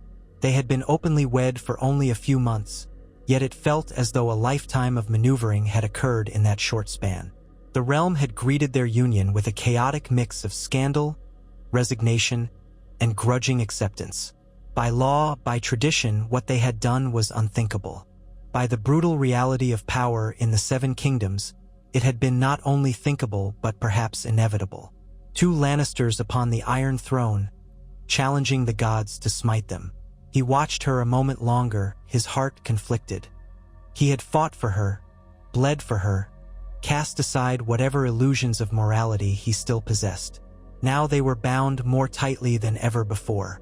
Together, they were king and queen, forging alliances and stamping out rebellions. Yet the cost weighed on him like a millstone. Cersei's fervor to maintain an image of unstoppable might, to punish any hint of disloyalty, had sparked fresh unrest across the realm. And Jaime, equally enthralled and horrified by her, walked the razor's edge between duty and doubt. Stepping away from the bed, he moved toward the open window. Beyond the thick curtains, King's Landing still slept beneath a thin veil of wan light. The city's familiar smells drifted up. Sea salt, the hint of refuse, the pungent tang of 1,000 cookfires not yet stirred back to life. Doubt. And at the docks, the remnants of the Iron Fleet, those Iron-born captains who had chosen to stay, bobbed on the tide. Their hulls bore new sigils of the crown, though everyone knew it was a thin measure of loyalty. The once proud Iron Fleet was fractured, half gone to the far seas or the Iron Islands, the other half shackled by uneasy deals with Cersei and Qyburn. Jaime exhaled softly, pressing his lips into a thin line. He remembered every cut and bruise from that floating platform where he had driven his sword into Euron Greyjoy's stomach. A savage, desperate fight that had ended with Euron's blood staining the boards and Jaime collapsing in agony. Since then, the realm had lurched from one crisis to the next, as though that single, bloody victory had merely pried open the gates for a dozen new threats. He turned from the window, deciding he needed a moment alone in the corridors to gather his thoughts before the day's demands descended. Without bothering to wake Cersei or summon attendants, he left the bedchamber. The two Queen's Guard outside stiffened at his appearance, each dipping a quick bow. They wore black cloaks with gold trim, a new fashion for Cersei's regime, but the sight of them still reminded Jaime of the old King's Guard whites he had once worn. How different everything was. He strode down the hallway, ignoring the dull ache in his side. The castle was quiet at this hour, torches guttering low in their sconces. In the hush, Jaime was alone with the echo of his footsteps. For a fleeting instant, he remembered being a younger man, racing through these corridors to meet Cersei in secret. Now there was no secrecy, yet the tension was worse than it had ever been. He turned a corner and found a lone figure waiting by a narrow window, Bronn, dressed in a half-fastened leather jerkin, arms crossed. He was looking out at the faint glow of dawn, his features drawn. At the sound of Jaime's approach, he glanced over. "Up early, Your Grace?" Bronn asked, his tone wry, though he gave a small bow that was perhaps more ironic than respectful. "Or did you just not sleep?" Jaime inclined his head, letting a ghost of a smile tug at one corner of his mouth. "A bit of both, I suspect. Could say the same for you. What are you doing here?" Bronn shrugged, turning back to the window. "Couldn't rest. Guess I find the city calmer at this hour before the day's stink sets in." He paused, then flashed Jaime a half-grin. "You've grown pale, Lannister. All those feasts and councils must be wearing on you." Jaime snorted. "That's the least of it. I long for the days when my chief worry was how best to skewer a man in the training yard. Now you just skewer them in the throne room or out at sea." Bronn shifted. "I hear whispers that you're planning to send men to deal with trouble in the Westerlands. That's all happening soon." Jaime glanced around to ensure no eavesdroppers lingered. "Soon." The negotiations with the rebellious houses ended in more curses than concessions. Cersei wants to march in force and burn down any keep that won't bend the knee. Bronn's lips pursed. "You're not fond of the plan, I take it." "No." Jaime admitted quietly. But she's the queen, and I'm the king. If we show mercy, half the realm interprets that as weakness. If we show too much force, the other half calls us tyrants. And yet, Cersei insists that fear is the only path to stability. Bronn eyed him. You don't agree? It's not that I disagree. It's that I know the cost. I've seen what happens when tyrants push too hard. Rebellions can become wildfires. He remembered vividly the Mad King's last days, how Aerys Targaryen had tried to snuff out every perceived threat and ended up piling kindling around himself. Jaime rubbed his temples, hating the uneasy parallels. Bronn studied him with an empathy that was rare for a Sellsword who prided himself on cynicism. A wise man once told me the realm's a pot of snakes, and you can't kill them all without risk of a bite. He gave a small shrug. But you're the king now. Means you've got to decide how many snakes you're willing to crush, and how many you'll let slither. Jaime managed the faintest of laughs. That's a charming metaphor. I'll keep it in mind. Good. Now, if you'll excuse me, Your Grace, I intend to catch at least an hour of sleep before the day starts. Wouldn't want to be bleary-eyed when your wife announces the next batch of heads on spikes. Jaime didn't bother to correct the dark joke. He merely nodded, and Bronn slipped away into the dim corridor, footsteps silent as a cat's. Left alone, Jaime found his mood no lighter. He decided to walk further, letting the labyrinth of the Red Keep lead him. He thought about the day's tasks. A small council meeting, letters to the Westerlands, and then there was the matter of the Ironborn captains in port. Some still demanded more gold for their continued loyalty. Hadn't it always been so, though? The Ironborn were reavers at heart. If the plunder didn't flow, they'd sail for other shores. He caught himself cursing Euron Greyjoy one more time, as though the man's ghost haunted every corridor. If Euron hadn't forced that confrontation, maybe the realm would be fractionally more stable. Then again, Euron's presence would have led to deeper chaos in the long run. Jaime knew that, but logic offered him little comfort. Eventually, the sky brightened from a faint gray to a softer gold, and servants emerged to attend lamps and prepare the castle for a new day. Jaime felt his side protest with every stride, so he reluctantly returned to the royal apartments.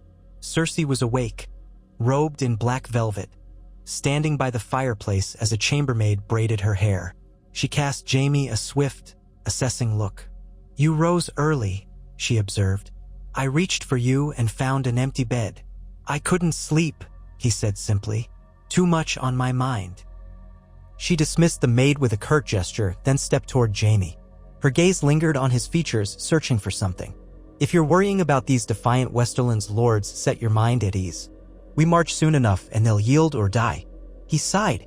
Perhaps there's a third path.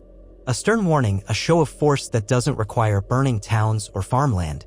She narrowed her eyes. A show of force that ends with them rallying behind one of our enemies, no doubt. We must make an example. If we appear hesitant, others will rise.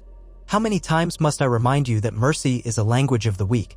Her tone pricked his temper, but he refused to rise to it. And how many times must I remind you that if we kill everyone who grumbles, there will be no one left to rule? Something flickered across her face, anger, frustration, or perhaps a shred of old affection that made her patience with Jaime more flexible than it was with others. She inhaled, steadying herself. "Send your warnings if you like, but if they refuse, they must burn. I can't risk a civil war in the Westerlands, not now." Jaime rubbed the bridge of his nose. "Fine. I'll sign the letters today. We'll give them a choice, come to heel or face an army." She nodded, eyes gleaming with triumph. "Good. I've summoned Qyburn and the small council. Join us in the throne room once you're dressed. There is more to discuss." With that, she brushed past him. Jaime caught the scent of lavender and saffron in her hair, an aroma that once drove him wild with longing. Now it reminded him of how quickly love could twist itself into a net of obligations and regrets. He watched her go, then dressed himself in a doublet of crimson and gold, the new golden hand glimmering in the morning light. He forced a breath, steeled himself, and headed out to face another day of rulership. The throne room was already crowded with petitioners, guards, and the swirl of courtiers who never seemed to tire of gawking or gossiping. Cersei was seated on the iron throne, clad in a fitted black gown embroidered with gold lions at the sleeves. Her hair, still short around her ears, lent her an air of stern authority. Jaime ascended the dais and took his place beside her in the lesser seat, also wrought with metal details, though nowhere near as imposing as the throne forged by Aegon's conquered swords. Qyburn stood at the foot of the dais, flanked by 2 silent Queen's Guard. Behind him, a trio of lesser lords from the Crownlands waited, shifting from foot to foot. The tall windows of the throne room spilled morning light across the floor's mosaic, which glowed in splashes of color beneath the watchers' boots. Cersei raised a hand for silence. The room's chatter subsided. Her voice rang out with regal clarity. "We have heard rumor of unrest in the Western Hills. Lords Brax and Crakehall have refused our summons. I have prepared a royal decree that will be delivered to them by Raven. They will come to King's Landing and swear fealty in person, or else we will treat their reticence as treason." She nodded at Qyburn, who produced a scroll. "In addition, I hereby authorize the raising of additional levies from the Crownlands to strengthen the force we will send to the Westerlands if necessary. Let no one doubt our resolve." A ripple of apprehension spread through the assembled courtiers. Jaime felt the weight of eyes on him, saw the flicker of question: would the king echo the queen's command or offer some gentler approach? Many of these people had known him as the Kingslayer, or as a disgraced knight, or as the queen's rumored lover. Now he wore a crown of his own, though no one was entirely sure how that balanced with Cersei's formidable will. He cleared his throat. "My lords," he said, pitching his voice to be heard in the hush, "we do not seek unnecessary bloodshed. The crown has extended these lords a generous chance to reaffirm their loyalty. If they refuse, let there be no confusion. The blame for any consequences lies with them. We stand united as king and queen, determined to preserve the realm's stability." Cersei's lips curved in a slight smile as she glanced at him. Whether it was approval or the smug knowledge that he was publicly endorsing her plan, he couldn't say. She turned her attention to the 3 lesser lords waiting behind Qyburn and beckoned them forward with a sharp gesture. They knelt, proclaiming their continuing loyalty to the crown. She acknowledged them perfunctorily, then motioned them aside. Qyburn then stepped onto the dais, an unsettling calm in his pale gaze. "Your Graces, we have also had new messages from the Ironborn captains anchored at the harbor. They seek an increase in the monthly stipend promised by your alliance with them. Some claim they have not received the spoils they were guaranteed." Cersei's mouth tightened. "Ungrateful wretches. We shield them from royal retribution for Euron's crimes, and still they demand more coin." Qyburn bowed his head slightly. "They do, Your Grace. Several have threatened to sail off if their demands are not met. Others, I suspect, might be bought by foreign powers if we do not keep them satisfied." Jaime exhaled. "We need ships. They know it. Our own navy is a fraction of what it should be after so many wars. If we let the Ironborn leave or turn on us, we risk losing control of the seas entirely." Cersei drummed her fingers on the Iron Throne's arm, her rings clicking softly against the metal. "Then we buy their loyalty for a little while longer. Or we kill them. Which do you prefer, Jaime?" He weighed the option grimly. "If we kill them, we lose the ships scuttled or sailed away by any survivors. And the rest of them would never join us. It might be better to pay them, though we'll need to find the gold." He glanced at Qyburn. "Is the treasury flush enough to handle these demands?" Qyburn hesitated. "We have gold, yes, but not inexhaustible amounts. War is expensive, and we've taken on new loans from the Iron Bank. Our coffers will suffer if we continuously hurl coin at the Ironborn." From somewhere in the crowd, a timid voice piped up. "If I may speak, Your Graces," it was Lord Giles Rosby, a sickly-looking man with watery eyes. "We might recoup some funds through heavier tariffs on trade. The merchants won't be pleased, but desperate times, my king and queen." Cersei's eyes flashed. "Desperate times, indeed? Fine. Hike the tariffs on foreign goods. The merchants will complain, but they always do. Better to bleed them a little than to let these Ironborn desert us." Jaime grimaced inwardly. Increasing tariffs could fan more discontent in the city. But he said nothing, reminding himself that they needed naval power or risk letting the coastlines fall prey to bandits, or worse. This was the compromise they had chosen. "Let it be done," then he said aloud, ignoring the uneasy shift of the courtiers. With that settled, Cersei dismissed the court and the crowd dispersed in a flurry of hushed conversations. Only Qyburn remained, along with a few guards and Jaime's friend, if he could call him that, Bronn, who loitered near a column as though bored. Jaime descended from the dais, feeling the ache in his side intensify from standing so long. Cersei joined him and Qyburn approached. "Your Graces, I have one more matter to raise," Qyburn said softly. "It concerns intelligence from the north. Ravens from Winterfell have been scarce, but rumor claims they are rebuilding swiftly and are forging ties with certain lords in the Riverlands. Perhaps in the hope of supporting any dissatisfaction with your reign." Jaime stiffened, remembering the trouble that the North had posed time and again, Robb Stark's rebellion, the later unrest under the Boltons, and the uncertain question of who truly held power there now. Which lords in the Riverlands precisely? That is less clear, my king, Qyburn admitted, his tone mild. Harrenhal is in ruins still, but it harbors a few influential knights. Riverrun is under an alliance that might be shaky at best. There is talk of a certain Lady Brienne of Tarth championing the cause of Sansa Stark, though these are rumors gleaned from travelers. We can confirm little. Jaime's chest constricted at the name. Brienne of Tarth. He had last seen her gods, it felt like a lifetime ago during the war against the dead in the north. In this altered thread of events, perhaps they had parted differently or not parted at all. The memory stung. He had given her a sword once, pledged himself to a better path. But he was a different man then and a different man now. Does this Lady Brienne pose a real threat? Qyburn shrugged. She's but one knight, albeit a famed warrior. But if she has the ear of Lady Sansa in Winterfell, they might unify any lingering Stark loyalists. Cersei's lip curled. The Starks are broken. Let them freeze in the snow. The Iron Throne's concern is the southern lords. Unless the North musters an army and marches south again, we needn't waste resources there. Jaime forced a neutral expression, though the name Brienne tugged at his conscience. Very well, he said. But keep an ear open, Qyburn. I'd rather not be surprised by the North if they decide to meddle. Qyburn bowed. Of course, your grace. His calm, unsettling eyes flicked from Jaime to Cersei, lingering as though he found them fascinating specimens. I will continue to dispatch my little birds where I can. Now, if there's nothing else. Cersei waved a dismissal. Go. We have more pressing tasks. Qyburn left, footsteps echoing on the polished floor. Jaime, feeling a wave of fatigue, turned to leave as well, but Cersei caught his wrist, his flesh wrist, and pulled him close. Her voice was low, meant only for him.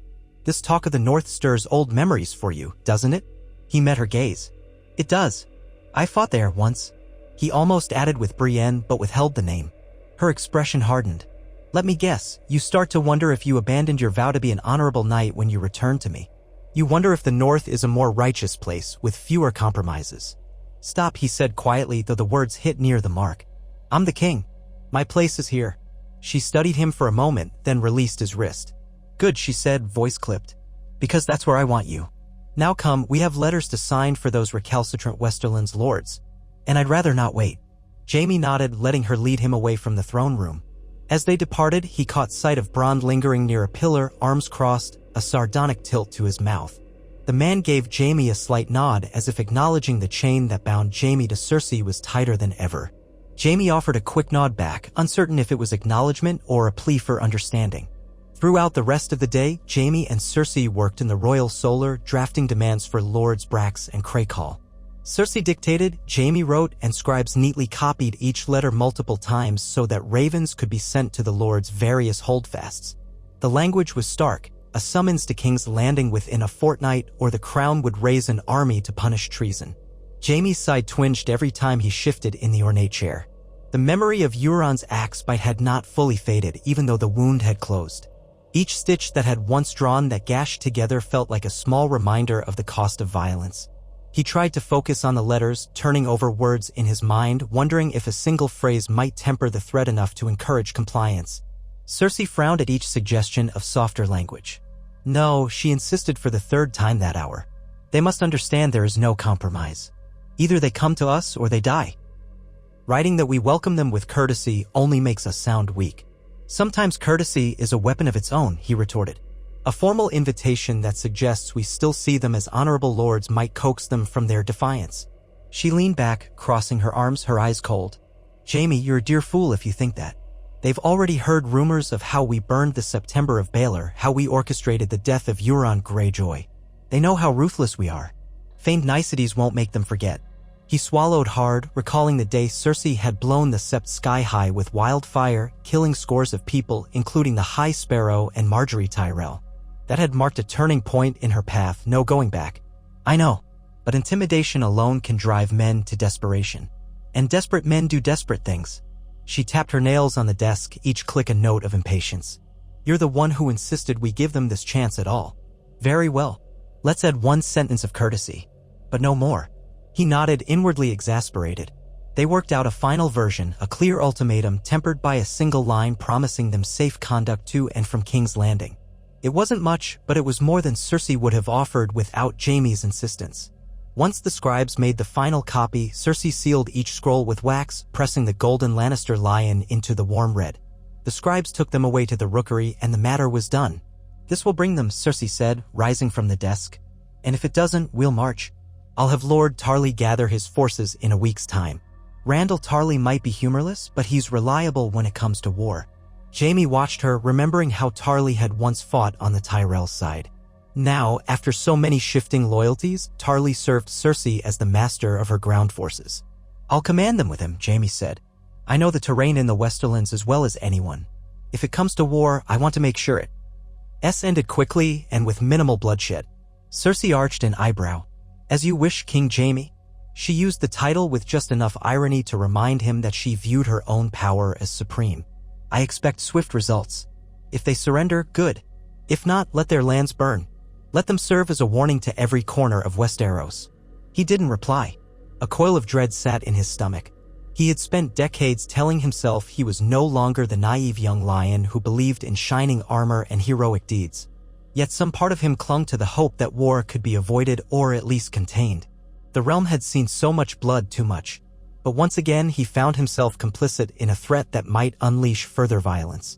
That evening, Jaime dined alone in his private solar while Cersei handled a meeting with Qyburn and a group of merchants about the new tariffs. He couldn't muster the appetite for a full feast, so he picked at a roasted partridge and sipped watered wine, letting his thoughts wander. The door opened and Bronn slipped in with a casual nod at the guards, who admitted him without protest. Bronn carried a flagon of something that smelled far stronger than the watered vintage in Jaime's cup. "Care for some real drink, Your Grace?" Bronn asked, plunking the flagon on the table. Without waiting for permission, he took a seat. Jaime pushed aside his half-eaten meal. "I suppose one cup won't kill me, but my physician might say otherwise." Bronn laughed, already pouring 2 generous servings into pewter goblets. "Qyburn's not a real maester. And besides, I doubt you want to live forever in this snake pit." They clinked cups and drank. The liquor burned Jaime's throat, a heady sensation that made his stiff muscles relax. For a time, they merely sat in companionable silence. A pair of candles flickered on the table, casting long shadows across Bronn's wiry face. Outside, night pressed against the windows, muffling the city's clamor. Eventually, Bronn broke the hush. "You're heading to the Westerlands soon, so I hear. The Ravens are out, but if they don't come crawling to the capital, you and Tarly gather the troops. Is that the gist?" Jaime nodded. "Yes. We'll see if they respond. If not, we march." Bronn exhaled through his teeth. "Marching on your own home region. Strange times." "Strange indeed," Jaime murmured, a bitter taste in his mouth. "I used to ride those lands as a boy, riding to Lannisport or traveling to small villages under my father's banner. Now I might set them aflame." "That's war," Bronn said, shrugging. "It's ugly, and you're the poor sod who has to lead it. But you chose this path when you put on that crown." Jaime set his cup down, the liquor sloshing. "I didn't choose it, Bronn. It was forced on me. Euron Greyjoy forced my hand, and Cersei forced everything else." "Ah, forced. Right?" Bronn's tone was dry. "Still, you could have walked away a dozen times, yes? But here you are." Silence stretched. Jaime hated how Bronn's words echoed a truth he didn't want to face, that so much of this was entanglement rather than pure compulsion. He stayed because of Cersei, because of the twisted bond that had defined most of his life. Because a part of him still believed he could steer her from the worst extremes or at least share in the burdens. And perhaps, if he were honest, because he did not know how to live in a world where he wasn't near her at all.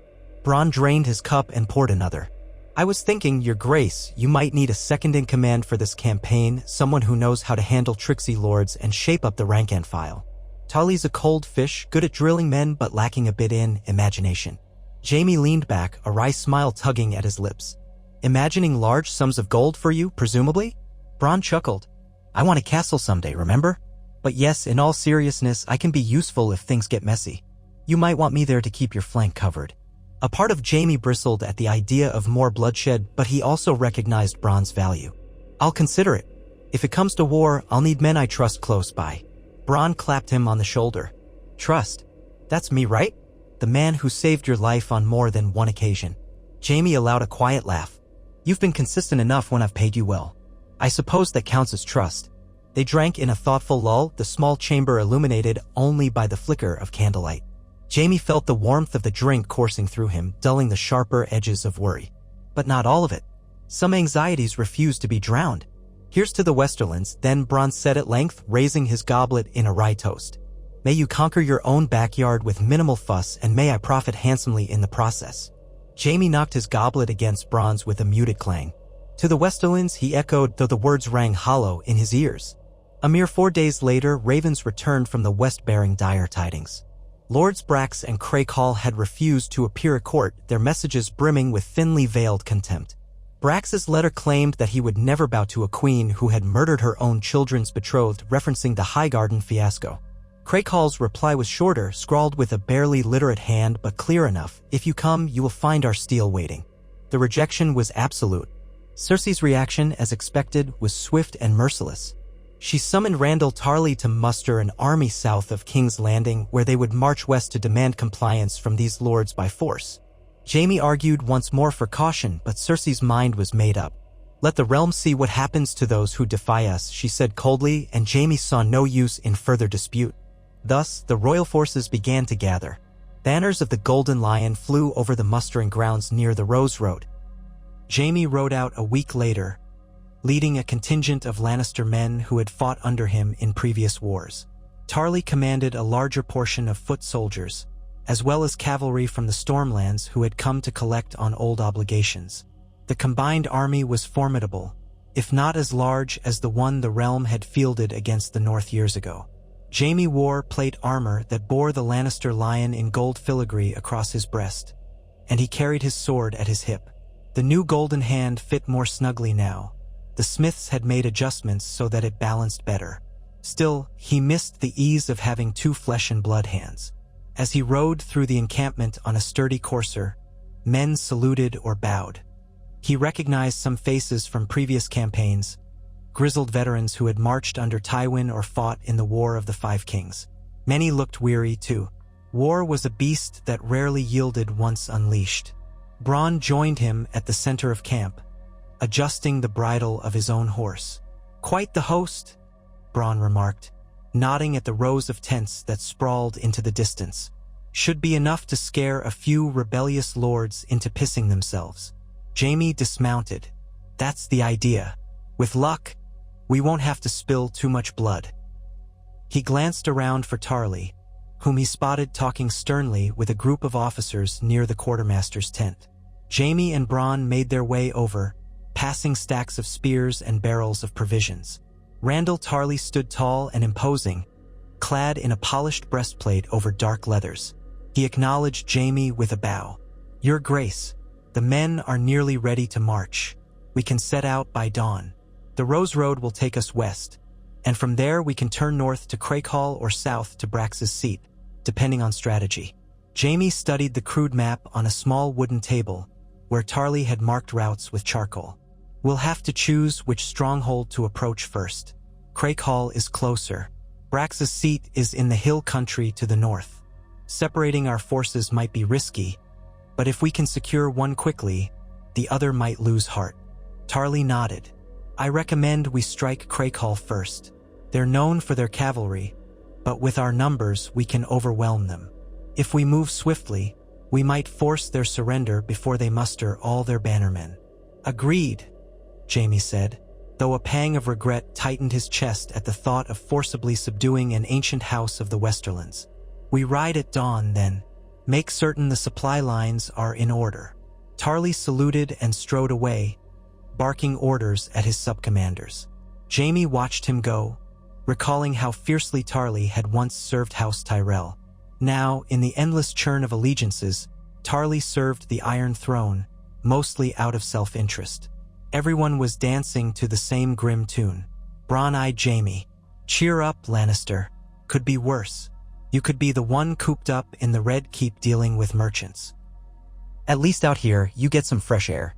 Jaime gave a hollow laugh. "Yes, what a gift to breathe in the scent of sweaty men and damp canvas. I'm ever so grateful."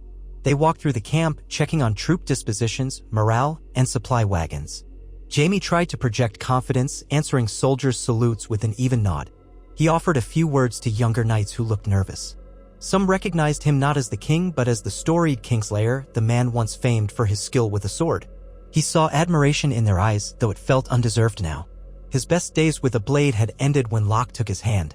This golden prosthetic was a reminder of how life had shifted beneath him. That night, the army feasted on simple fare, stewed beef, hard bread, dried fruit. A few minstrels wandered the camp, strumming lutes and singing ballads about the unstoppable lions of the rock. The refrain twisted Jaime's heart. Tywin's ghost seemed everywhere in the Westerlands, from the proud fortress of Casterly Rock to the smallest hamlet. Jaime recalled his father's iron will, how he had crushed House Rain for defiance. Now, ironically, Jaime was on the verge of enacting a similar punishment. The cycle repeated. He sat with Bronn by a campfire, ignoring the stares of the rank-and-file who might have expected their king to dine in a grander manner. Jaime found more comfort among the common soldiers than he did in any tent hung with silks. Bronn, chewing on a tough piece of salted pork, said, "Ever wonder if maybe we should just sail off somewhere and let the realm devour itself?" Jaime gave him a sidelong look. "Too late for that now." Bronn spat out a bit of gristle. "Suppose so. Could have convinced me once, though, if the price was right." "Are you so sure it isn't still an option?" Jaime asked, half jesting, half serious. The thought of just turning away from all this bloodshed and heading off to the free cities flickered like a foolish daydream. But it was impossible now. He was a king, husband to Cersei, bound by layers of duty and complicity. Bronn laughed softly. "Oh, it's an option for me. I'll slip out of this camp in the dead of night, hop a ship in Old Town, vanish. But it's not an option for you, is it? You're tied up in Lannister knots." Jaime stared into the fire, letting its flames dance across his vision. "No, I suppose it's not." At dawn, horns sounded throughout the camp and the army stirred to life. Soldiers donned armor, strapped on swords, mounted horses. Supply carts lined up to follow the main force. Under Tarly's direction, the vanguard formed ranks and the cavalry assembled behind them. Jaime took position with his personal guard near the front, the gold lion banners flapping overhead. The air smelled of dew and tension. They marched out, thousands of feet stamping the dirt, the clink of steel echoing in the morning light. Jaime rode at the head, brow furrowed. On either side of the Rose Road, fields stretched, early summer green beneath a wide sky. In ordinary times, the route from the Crownlands to the Westerlands was well-traveled, dotted with small villages and inns. Now, many shutters were closed as the throng of armed men approached. Farmers stood by fences, eyes wary. Some made hasty signs of respect or possibly warding off evil when they saw the golden banners. After several days of steady travel, the land began to turn hillier, the soil rockier. They were in the southwestern portion of the Westerlands, a realm known for its iron deposits, thick forests, and proud, stony keeps. Craycall's seat lay not far ahead, a fortress perched atop a ridge that overlooked a bend in the road. Scouts reported that the gates were shut tight and that the defenders manned the walls. No sign of negotiations. No white flags. Jaime called a war council with Tarly, Bronn, and a handful of senior knights. They set up near a copse of trees, out of arrow range. A battered map was spread over a makeshift table. Jaime traced a gloved finger along the route. "We come from the southeast. The castle is here, on a rise. There's a moat-like ravine along the north side and thick woods to the south. Attacking directly might be costly. I'm hoping to avoid a full siege." Tarly shook his head. "We have the numbers. A siege favors us. If we encircle them, they'll have to yield or starve." "Starving them could take weeks," Bronn interjected. "King's Landing won't wait that long for a resolution, I'd wager. Your queen wants results." Jaime shot him a look but didn't argue. "We can still attempt to parley. Perhaps they'll see reason when they witness the size of our force." Tarly frowned. "It might be a waste of breath, Your Grace. Their letter was quite clear. But I won't stop you from trying. I just suggest you do it quickly. Sometimes these rebellious lords see parley as a chance to set an ambush." Jaime nodded. "I'll be cautious." As dusk approached, Jaime rode out with a small escort under a white flag of truce. A line of cavalry and foot stood behind him, out of arrow range. The walls of Craycall loomed, an old stone keep with squat towers, its curtain walls thick with defenders. Torchlight flickered along the battlements. He halted out of range, raising his visor. "I am Jaime Lannister," he called, using a practiced battlefield voice. "King of the Seven Kingdoms by right of marriage to Queen Cersei and Lord of House Lannister. I have come to speak with your lord. If he is wise, he will grant me audience." For a tense moment, there was silence except for the night wind. Then a figure emerged on the battlements, a broad-shouldered man with a heavy beard wearing dark mail. A surcoat with the sigil of House Craycall, a brindled boar, was visible even in the torchlight. His voice boomed across the gap. "I am Lord Roland Craycall. We have nothing to say to incestuous traitors. Turn back, or we'll fill you with arrows." Jaime kept his face stony, ignoring the flush of anger. "Lord Roland, I have many men behind me, and more on the road. This is your last chance to avoid bloodshed. Surrender. Come to King's Landing and swear fealty. I'll see you pardoned and your land spared." Craighall spat over the parapet. "Swear fealty to the monsters who murdered half the capital? Who murdered the faith and slayed a rightful queen's kin? I'd sooner die." Jaime realized any mention of Marjorie Tyrell or the faith militant might have fueled Craighall's fury. Cersei's destruction of the September had turned the hearts of many lords. "We're giving you an opportunity to live and keep your house intact," Jaime persisted. "Don't waste it." Craighall laughed, a harsh sound. "Opportunities from devils are worth less than the dirt on my boot. Go back, Kingslayer. I'll not open my gates to you." The mocking use of Kingslayer stung. Jaime felt a pulse of frustration. He had never expected Craighall to bow easily, but he had hoped that the show of force would temper the man's defiance. Instead, the boar snorted with open contempt. "Very well," Jaime said, fighting to keep his voice level. "If that's your choice, your blood is on your own hands. You have until sunrise to change your mind. After that, we lay siege." Craighall said nothing more. He merely turned away. Archers on the walls shifted, watchers with crossbows took positions. Jaime didn't linger. He wheeled his horse and rode back to the main line, rejoining Tarly and Bronn. He shook his head at their questioning looks. "Stubborn as I feared," Jaime muttered. "We commence the siege at dawn." Tarly nodded grimly. "I'll position the catapults. If they want to starve, let them." Bronn frowned. "Better watch for a sally. Sometimes, rebellious lords try a nighttime raid, hoping to catch us off guard." Jaime agreed. "Double the watch. No one sleeps easy tonight." They set up their lines around Craighall, placing sentries at intervals, digging shallow trenches to protect the infantry. Catapults and scorpions were wheeled into place to threaten the walls. The fortress loomed under the moonlight, its defenders likely preparing their own countermeasures. Hours crept by in a tense stalemate. Jaime walked among the ranks, encouraging the men, silently hoping that Lord Roland would have a change of heart. But dawn found the gates still barred, the walls still bristling with archers. Cersei's ultimatum had been refused. Jaime's final attempts at negotiation had failed. In the gray hush of early morning, horns sounded from Tarly's lines. Jaime joined him at the command position, a vantage on a low hill just beyond arrow range. Tarly wore a hard expression, hand on his sword hilt. "Your Grace, do we proceed?" Jaime studied the walls. "Give them one last chance. Sound the horns again. Let them know we're prepared to strike. If they raise a white flag, we hold. If not," Tarly gave the signal. Horns blared, echoing across the damp fields. The defenders on the walls didn't respond with flags. Instead, a hail of arrows arced from the battlements, raining down on the front lines.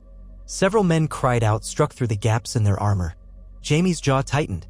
"Catapults, fire," Tarly commanded. Crews worked furiously to load and release. Great stones hurtled through the air, crashing against Craighall's curtain walls.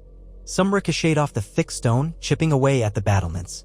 Timber and hide mantlets rolled forward, forming a protective barrier for the attacking infantry. Drums beat. The siege began in earnest. Jaime watched, heart clenched. Siege warfare was brutal and slow.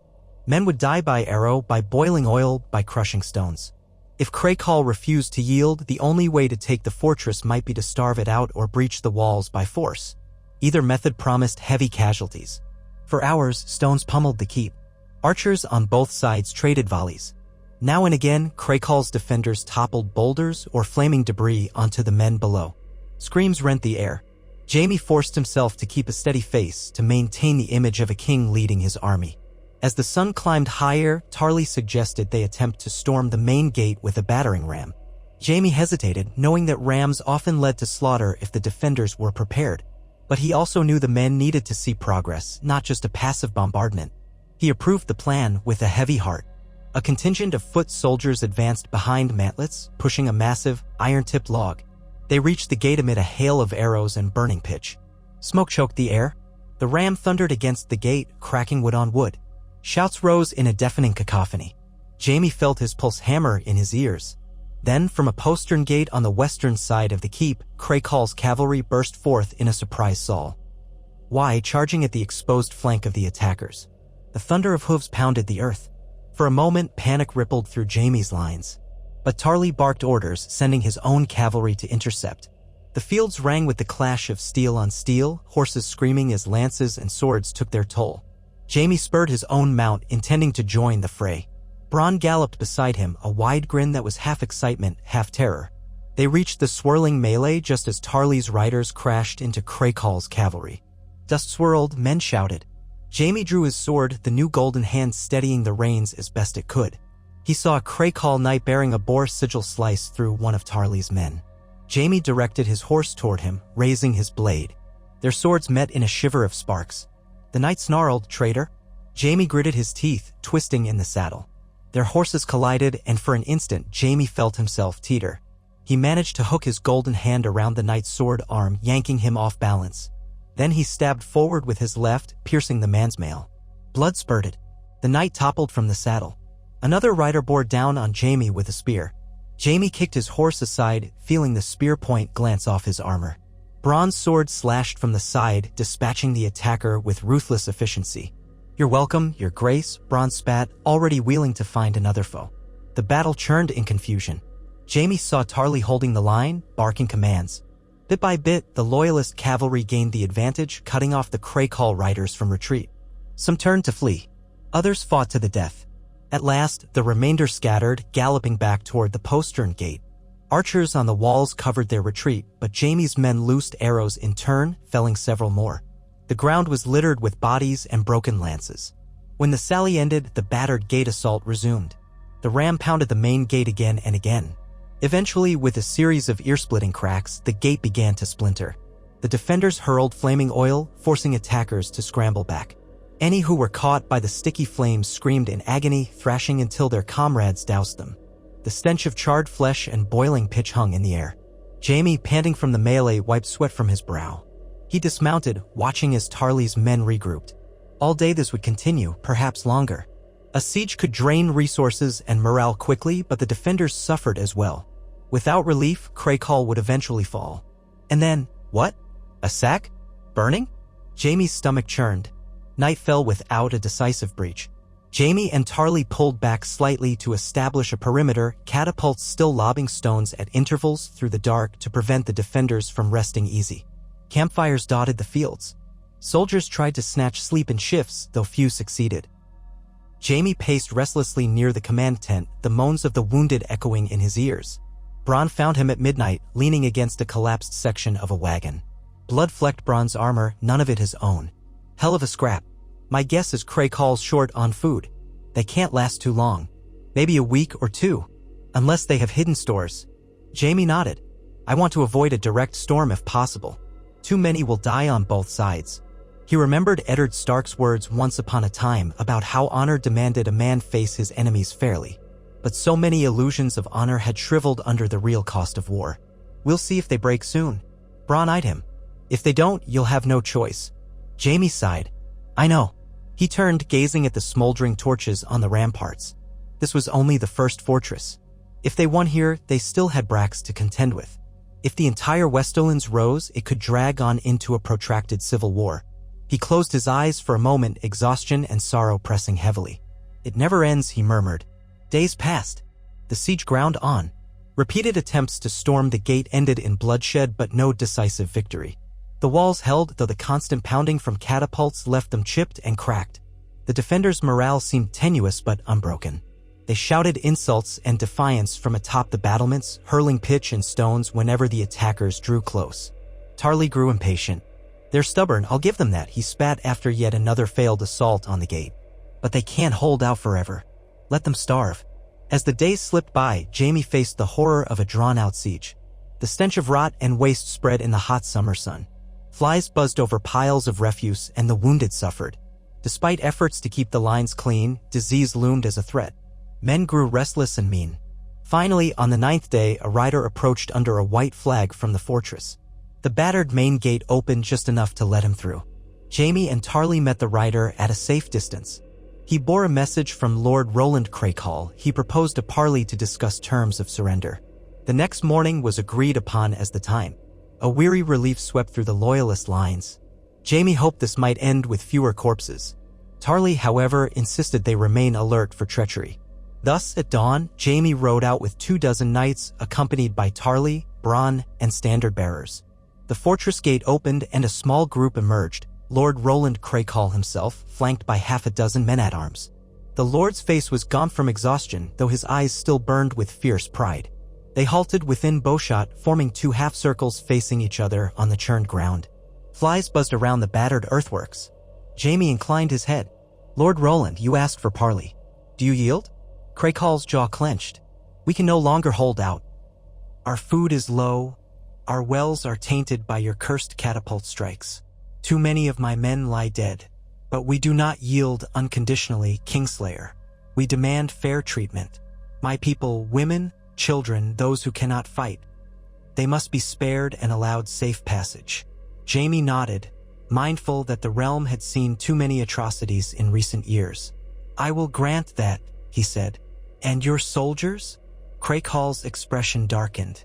"We will lay down arms if you swear they will be taken prisoner without slaughter." Jaime considered. He could see Tarly's frown out of the corner of his eye. The typical approach would be a harsh subjugation or a total purge to make an example. But Jaime's voice carried firm.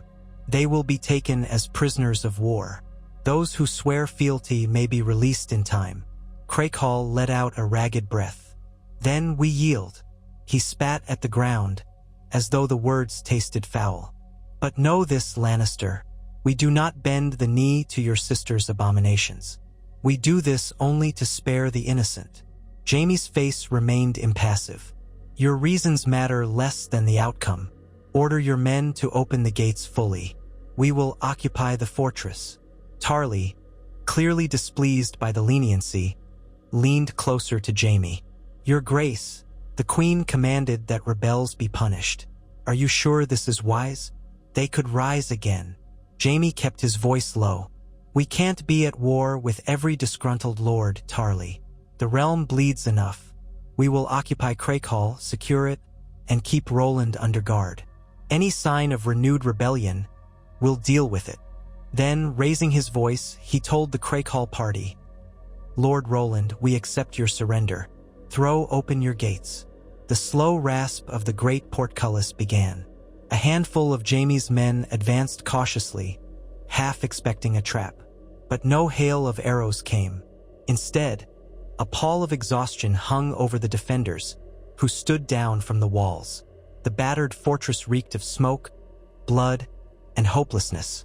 As Jaime and his retinue entered the courtyard, they saw gaunt faces, women and children pressed against the edges of the yard, frightened, hungry. Bronn muttered to Jaime under his breath, "If the Queen were here, she'd probably burn this place, or at least hang the Lord from the highest tower." Jaime gave him a sharp look. "Thankfully, she's not." Once inside, Tarly ordered a systematic disarmament. The defenders piled their weapons in the courtyard. Lord Roland allowed himself to be escorted to an inner hall, where Jaime questioned him about the extent of his allies. The man refused to name anyone, calling Jaime a usurper and a twisted disgrace. Jaime ignored the insults as best he could and had Lord Roland placed under guard. The next day was spent establishing order. Loyalist forces took stock of supplies, posted guards, and separated any known troublemakers. Jaime had no intention of a wholesale massacre. He hoped that showing restraint might encourage other rebellious houses to surrender more easily. Tarly chafed at the notion but followed orders. After all, Jaime was king, and Tarly had bent the knee to the crown. Still, the question loomed. What would happen when Cersei heard about the leniency? She had commanded they make an example. Jaime swallowed that worry for now, focusing on the immediate tasks. The fortress was secure. Next, they would deal with Brax. Before departing, Jaime convened a brief tribunal in Craighall's Great Hall, with Tarly, Bronn, and a group of knights in attendance. Lord Roland was brought forth, bound at the wrists. Jaime explained that while the rebellious lord would remain a prisoner, His family, wife, children would be spared. They could remain in the keep under guard or be escorted to a safe location. Roland said little in response, only gazing at Jaime with weary hatred. Jaime handed down the sentence, indefinite confinement until the Queen decided his fate. As men led Roland away, a flicker of regret tugged at Jaime. So many proud lords had fallen to ruin in these endless wars. He was tired of it, but it was the path he'd chosen, or the path chosen for him. A day later, once the keep was garrisoned by loyal soldiers, Jaime and Tarly marched north with the bulk of the army, heading toward House Brax. The route curved deeper into the hills, where roads were narrower and rocky. Scouts reported that House Brax had more men at arms than Craighall, plus additional allies rumored to be mustering. If they put up a stiffer fight, the bloodshed could be far worse. On the second day of marching, a messenger from King's Landing reached the army's column. The man, dusty and breathless from hard riding, brought a sealed letter bearing the royal sigil. Jaime recognized Cersei's hand on the message. He opened it in private, slipping into a small copse off the road. The letter was brief, her words sharp. Jaime, our spies tell us you accepted Craighall's surrender rather than punish them with the severity that was expected. Remember that these rebellious lords threaten the crown, and mercy only invites further defiance. I trust you will correct this course with House Brax.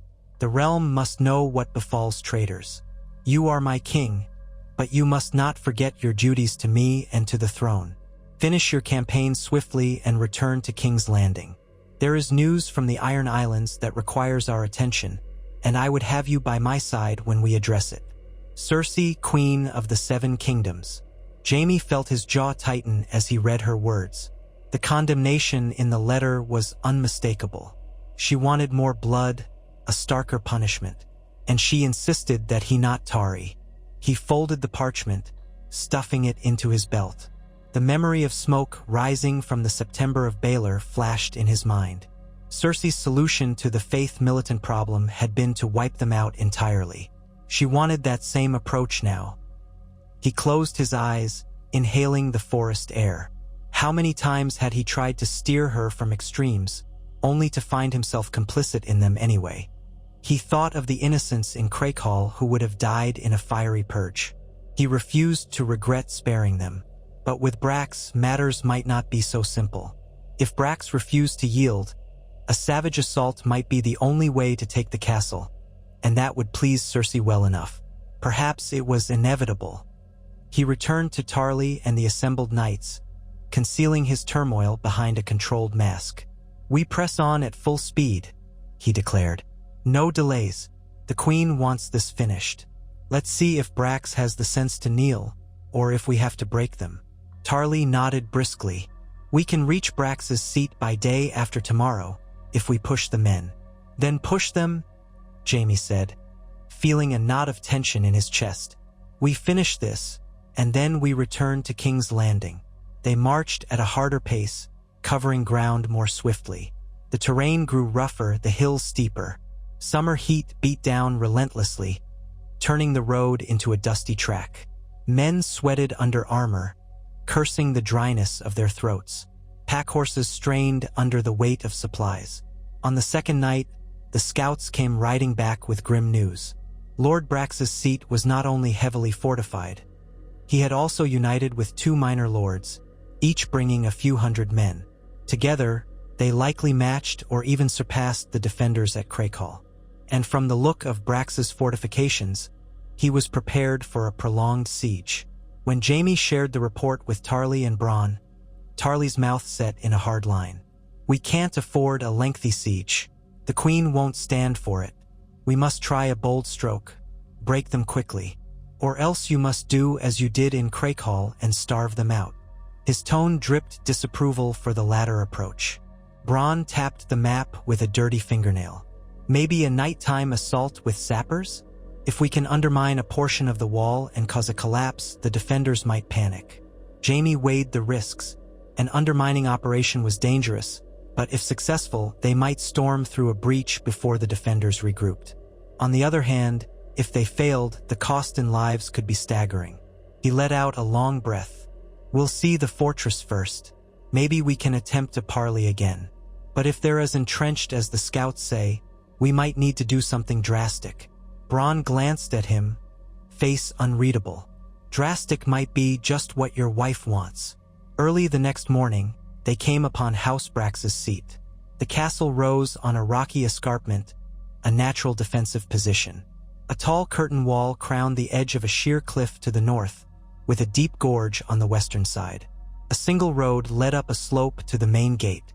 Watchtowers dotted the perimeter. Jaime surveyed it with a sinking heart. Storming that approach would be a butcher's yard.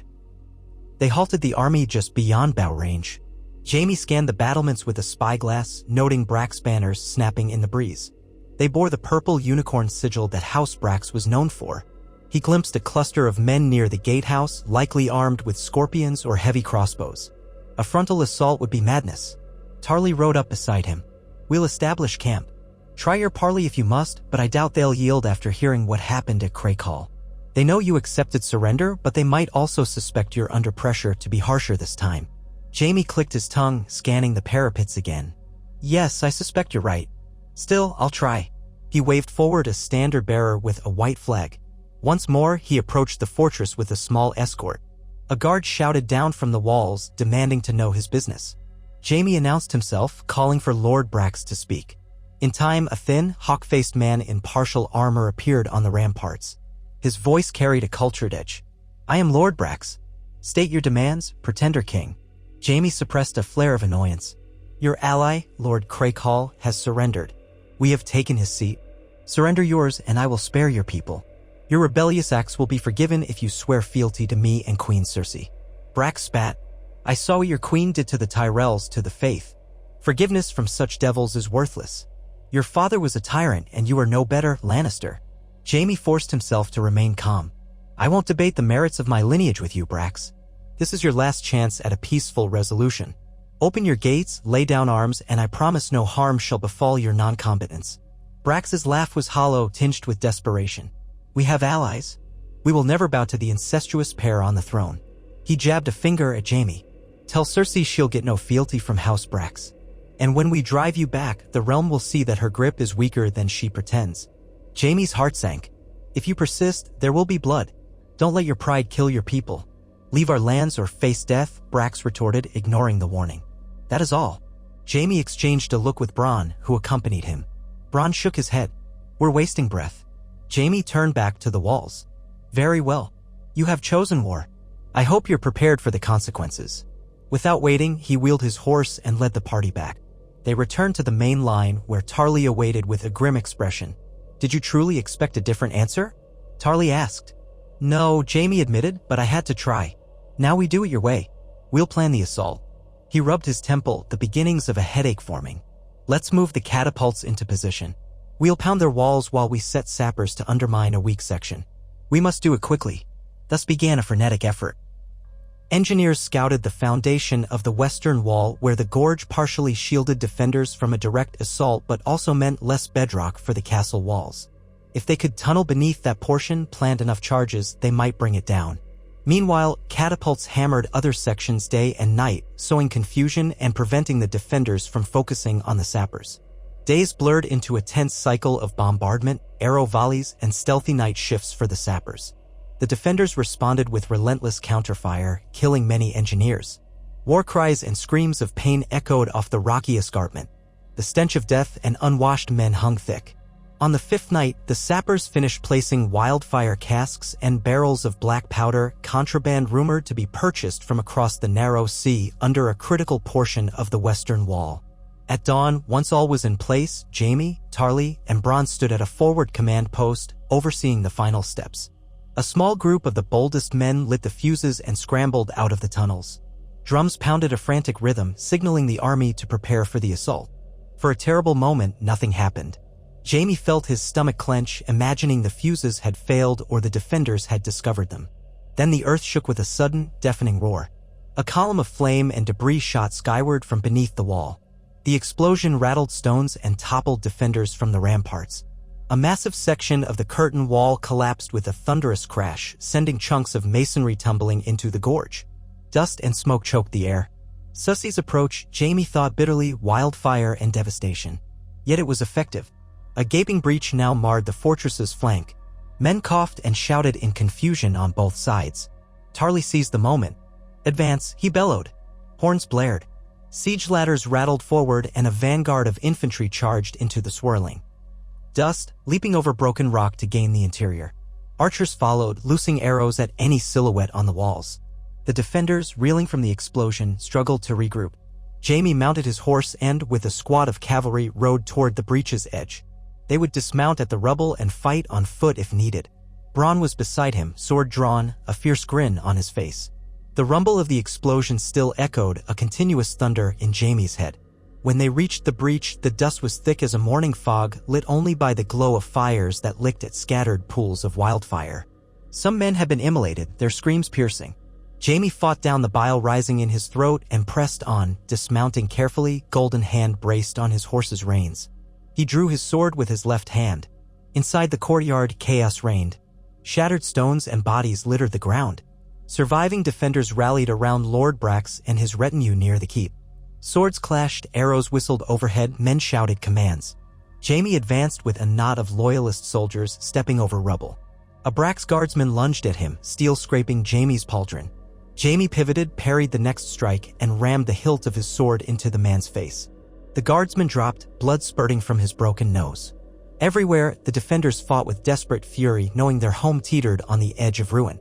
Jaime saw Tarly's banner surging in from the main gate direction, meaning the ram assault must have finally succeeded. The garrison was overwhelmed from two sides. He pressed deeper into the fray, determined to reach Brax. If the Lord was captured or killed, maybe the rest would surrender without further slaughter. Bronn dispatched a pair of defenders with brutal efficiency, hacking one across the neck, then using a dagger to finish the other. "I see a cluster of them near that tower," Bronn shouted, pointing with his blade. Jaime nodded, forging ahead. He glimpsed Lord Brax, easily recognized by his purple surcoat. The man was swinging a longsword, rallying a half-dozen knights, trying to form a defensive ring. As Jaime's group approached, Brax locked eyes with him, face twisting into a mask of hatred. "Kingslayer," he shouted, voice ragged. "Come, face me if you dare." Jaime's men clashed with Brax's retinue. Steel rang, men cursed and grunted. Jaime sidestepped a slashing knight, letting Bronn handle him from behind. Then Jaime thrust at another foe, blade piercing the gap in the man's cuirass. He felt hot blood splash his hand. Lord Brax lunged at Jaime with surprising speed, forcing Jaime to twist aside. Their swords clanged. Brax struck again, testing Jaime's left-handed parries. He was strong and fueled by wrath. "Is this how you rule, Lannister?" Brax snarled, bearing down. "By slaughtering any who defy your whore queen?" Jaime braced his golden hand against Brax's blade, hooking it briefly. That gave him the opening to slash at Brax's shoulder. The Lord jerked away, but Jaime's strike bit into mail, drawing a burst of blood. Brax bellowed, staggering. Jaime advanced, chest heaving, trying to quell any pity or remorse. This was war. Brax had chosen it. Brax swung wildly, the blow glancing off Jaime's breastplate. Jaime felt the impact bruise his ribs. He responded with a feint, then drove his sword into Brax's side. The Lord gasped, eyes wide. Jaime met his gaze, seeing pain and defiance swirl together. "Yield," Jaime demanded, voice trembling with adrenaline. "Yield and end this." Blood spattered Brax's lips as he spat, "Never," and he tried to raise his sword again, but Jaime slammed the golden hand against Brax's wrist, knocking the weapon free. With a final, pained snarl, Brax collapsed to his knees, blood flowing from the wound in his side. One of Jaime's soldiers rushed in to finish him, but Jaime ordered him back. He grabbed Brax by the surcoat, forcing the man to meet his eyes. "Call your men off," Jaime hissed. "Spare them. They can still live." Brax coughed, spitting blood. "I'll see you in the seven hells, Kingslayer," he choked, then slumped, life leaving his eyes. The clangor of battle still echoed around them, but to Jaime it felt as if the world slowed. Another rebellious lord, dead by his hand. He released Brax's corpse, letting it fall to the blood-streaked stones. In short order, the remainder of Brax's defenders broke or surrendered. Tully's men fanned out, securing the castle. Smoke curled from the collapsed wall, and the courtyard teemed with the dead and dying. The loyalist soldiers began the grim work of disarming the survivors, looting bodies, and searching for hidden pockets of resistance. Jaime heard sporadic screams, some from the wounded, others from defenders cornered by vengeful men. He shouted for discipline, though he knew not all would heed him in the chaos. Soon, the castle's defenders raised a ragged white banner on the parapets. The fortress was taken. Jaime looked around at the devastation, shattered masonry, bodies scorched by wildfire, the blood-soaked courtyard. This was the example that Cersei had wanted. House Brax was crushed. By evening, every survivor would be forced to bend the knee or face death. Another ancient house laid low. Tarly strode up, sword dripping. "We've secured the keep. The rest have yielded. This is a great victory, your grace." Jaime felt hollow, chest tight. "See to the wounded both sides," he managed. "Set up a perimeter. No unnecessary butchery." Tarly nodded curtly, though Jaime sensed the man's distaste for compassion. "We'll keep the men in check." Then he added, as if tasting the words, "your grace." Jaime moved away, stepping over rubble. His side, the old wound from Euron's axe, ached fiercely as if fresh. He caught sight of Bronn wiping blood from his blade. "Is it over?" Bronn called. "It's over," Jaime said, though some part of him knew the war never ended. It merely shifted to another place, another set of enemies. He turned his gaze to the battered walls, still faintly smoking. So many had died for a point of pride. And Cersei would be pleased by the example made here, even though Jaime had tried to avoid unnecessary carnage. He thought of Craighall, where he had spared many after a simple siege. Brax had forced the crown's hand more brutally. When Cersei heard how the fortress had been taken with wildfire and black powder, how the lord of the castle lay dead by Jaime's sword, she would doubtless applaud. A bitter taste coated Jaime's tongue. He gazed at the purple unicorn banner that now lay trampled in the dust, soaked in blood. Another house broken beneath the lions. His father would have approved. His sister would call it justice. Jaime wondered if there was any sense of victory left in him. All he felt was a leaden weight in his gut. Turning away from the banner, he prepared to give the necessary orders to maintain control of the conquered fortress. Once it was secured, he would begin the trek back to King's Landing, back to Cersei. Back to the woman he had risked everything for, the woman who demanded more and more from him with each passing day. The faint clang of swords being collected, the moans of the injured, the acrid stench of burning rubble, these would follow him in his memories, yet again. He clenched his golden fist, the metal shining dully in the haze. A symbol of victory or a symbol of chains, he couldn't decide. Either way, the die was cast. He was King Jaime Lannister, champion over Euron Greyjoy and over rebellious lords, tethered to a throne built on fear and ashes. And there was no going back. They spent a week consolidating the victory, burying the dead or burning them when burial proved impossible, and establishing a garrison. Loot from the castle was catalogued and distributed. The few surviving Brax knights were taken prisoner, their families placed under guard. The rest of the holdfasts in the area, upon hearing of Brax's defeat, signaled their submission. No one else wished to meet the same fate. Cersei's letters arrived daily, pressing Jaime to return now that the rebellion was quashed. Something urgent brewed in King's Landing, murmurs of new negotiations with the Iron Islanders who had fled after Euron's death. Rumor held that a different Greyjoy might be trying to gather them into a new threat. Cersei wanted Jaime at her side to deal with it. He dreaded what that might entail. Another round of blood, perhaps? At last, leaving the fortress under Tarly's command and placing a trusted knight in charge of day-to-day governance, Jaime departed with a contingent of loyal men. Bronn rode at his side, silent more often than not. The entire campaign had weighed on them. No songs would be sung for the battered farmland, the starving villagers, the fatherless children. Were never truly ended. It only paused. As they retraced their path eastward, Jaime passed near the plains outside Craighall and saw columns of smoke rising in the distance. Whether from a sacked village or the aftermath of a skirmish, he couldn't say. He set his jaw, trying not to dwell on the suffering. This was the cost of the throne. A part of him feared it was only the beginning. When they finally reached the Crownlands, the farmland looked almost tranquil compared to the war-scorched Westerlands. Jaime found himself longing to see the sea, even the sooty expanse of Blackwater Bay, just to remind himself that the world was still turning. At the outskirts of King's Landing, he noted an influx of small folk, refugees from surrounding areas, no doubt drawn by the meager security of the capital's walls. Lines of ragged families waited at the gates, eyed suspiciously by gold cloaks. The city's population had swelled, straining resources. A breeding ground for unrest. Riding up to the Red Keep, Jaime glimpsed the Lannister banners fluttering in the harbor. At least half a dozen Ironborn ships were moored, their Kraken sigils replaced or hidden by the Lion of the Crown. The uneasy alliance was still in place, apparently. Perhaps that was the matter Cersei intended to discuss with him. He dismounted in the courtyard, ignoring the stiffness in his legs and sighed. Servants rushed to take the reins and guards saluted. One of Cersei's queen's guard approached swiftly, bowing. "Your Grace, the queen expects you in her solar at once." Jaime inclined his head, handing his helm to a page. "Very well. Tell her I'll be there shortly." He ascended the familiar steps, heart pounding with a mixture of weariness and apprehension. Servants and courtiers bowed as he passed. The corridors of the Red Keep felt strangely claustrophobic after weeks in the open field. He forced himself onward until he reached the queen's solar. 2 guards stood at attention, stepping aside to let him enter. Cersei was seated at a small table near the window, a goblet of wine in hand, her posture poised. She wore a gown of black silk trimmed with gold lace, an ornate lion necklace resting on her collarbones. The short hair around her face had been styled more sharply, giving her a severity that matched her personality. She looked up as he entered, her green eyes flicking over his dusty armor, the tired lines of his face. "You've returned," she said calmly. "I received word you were on your way.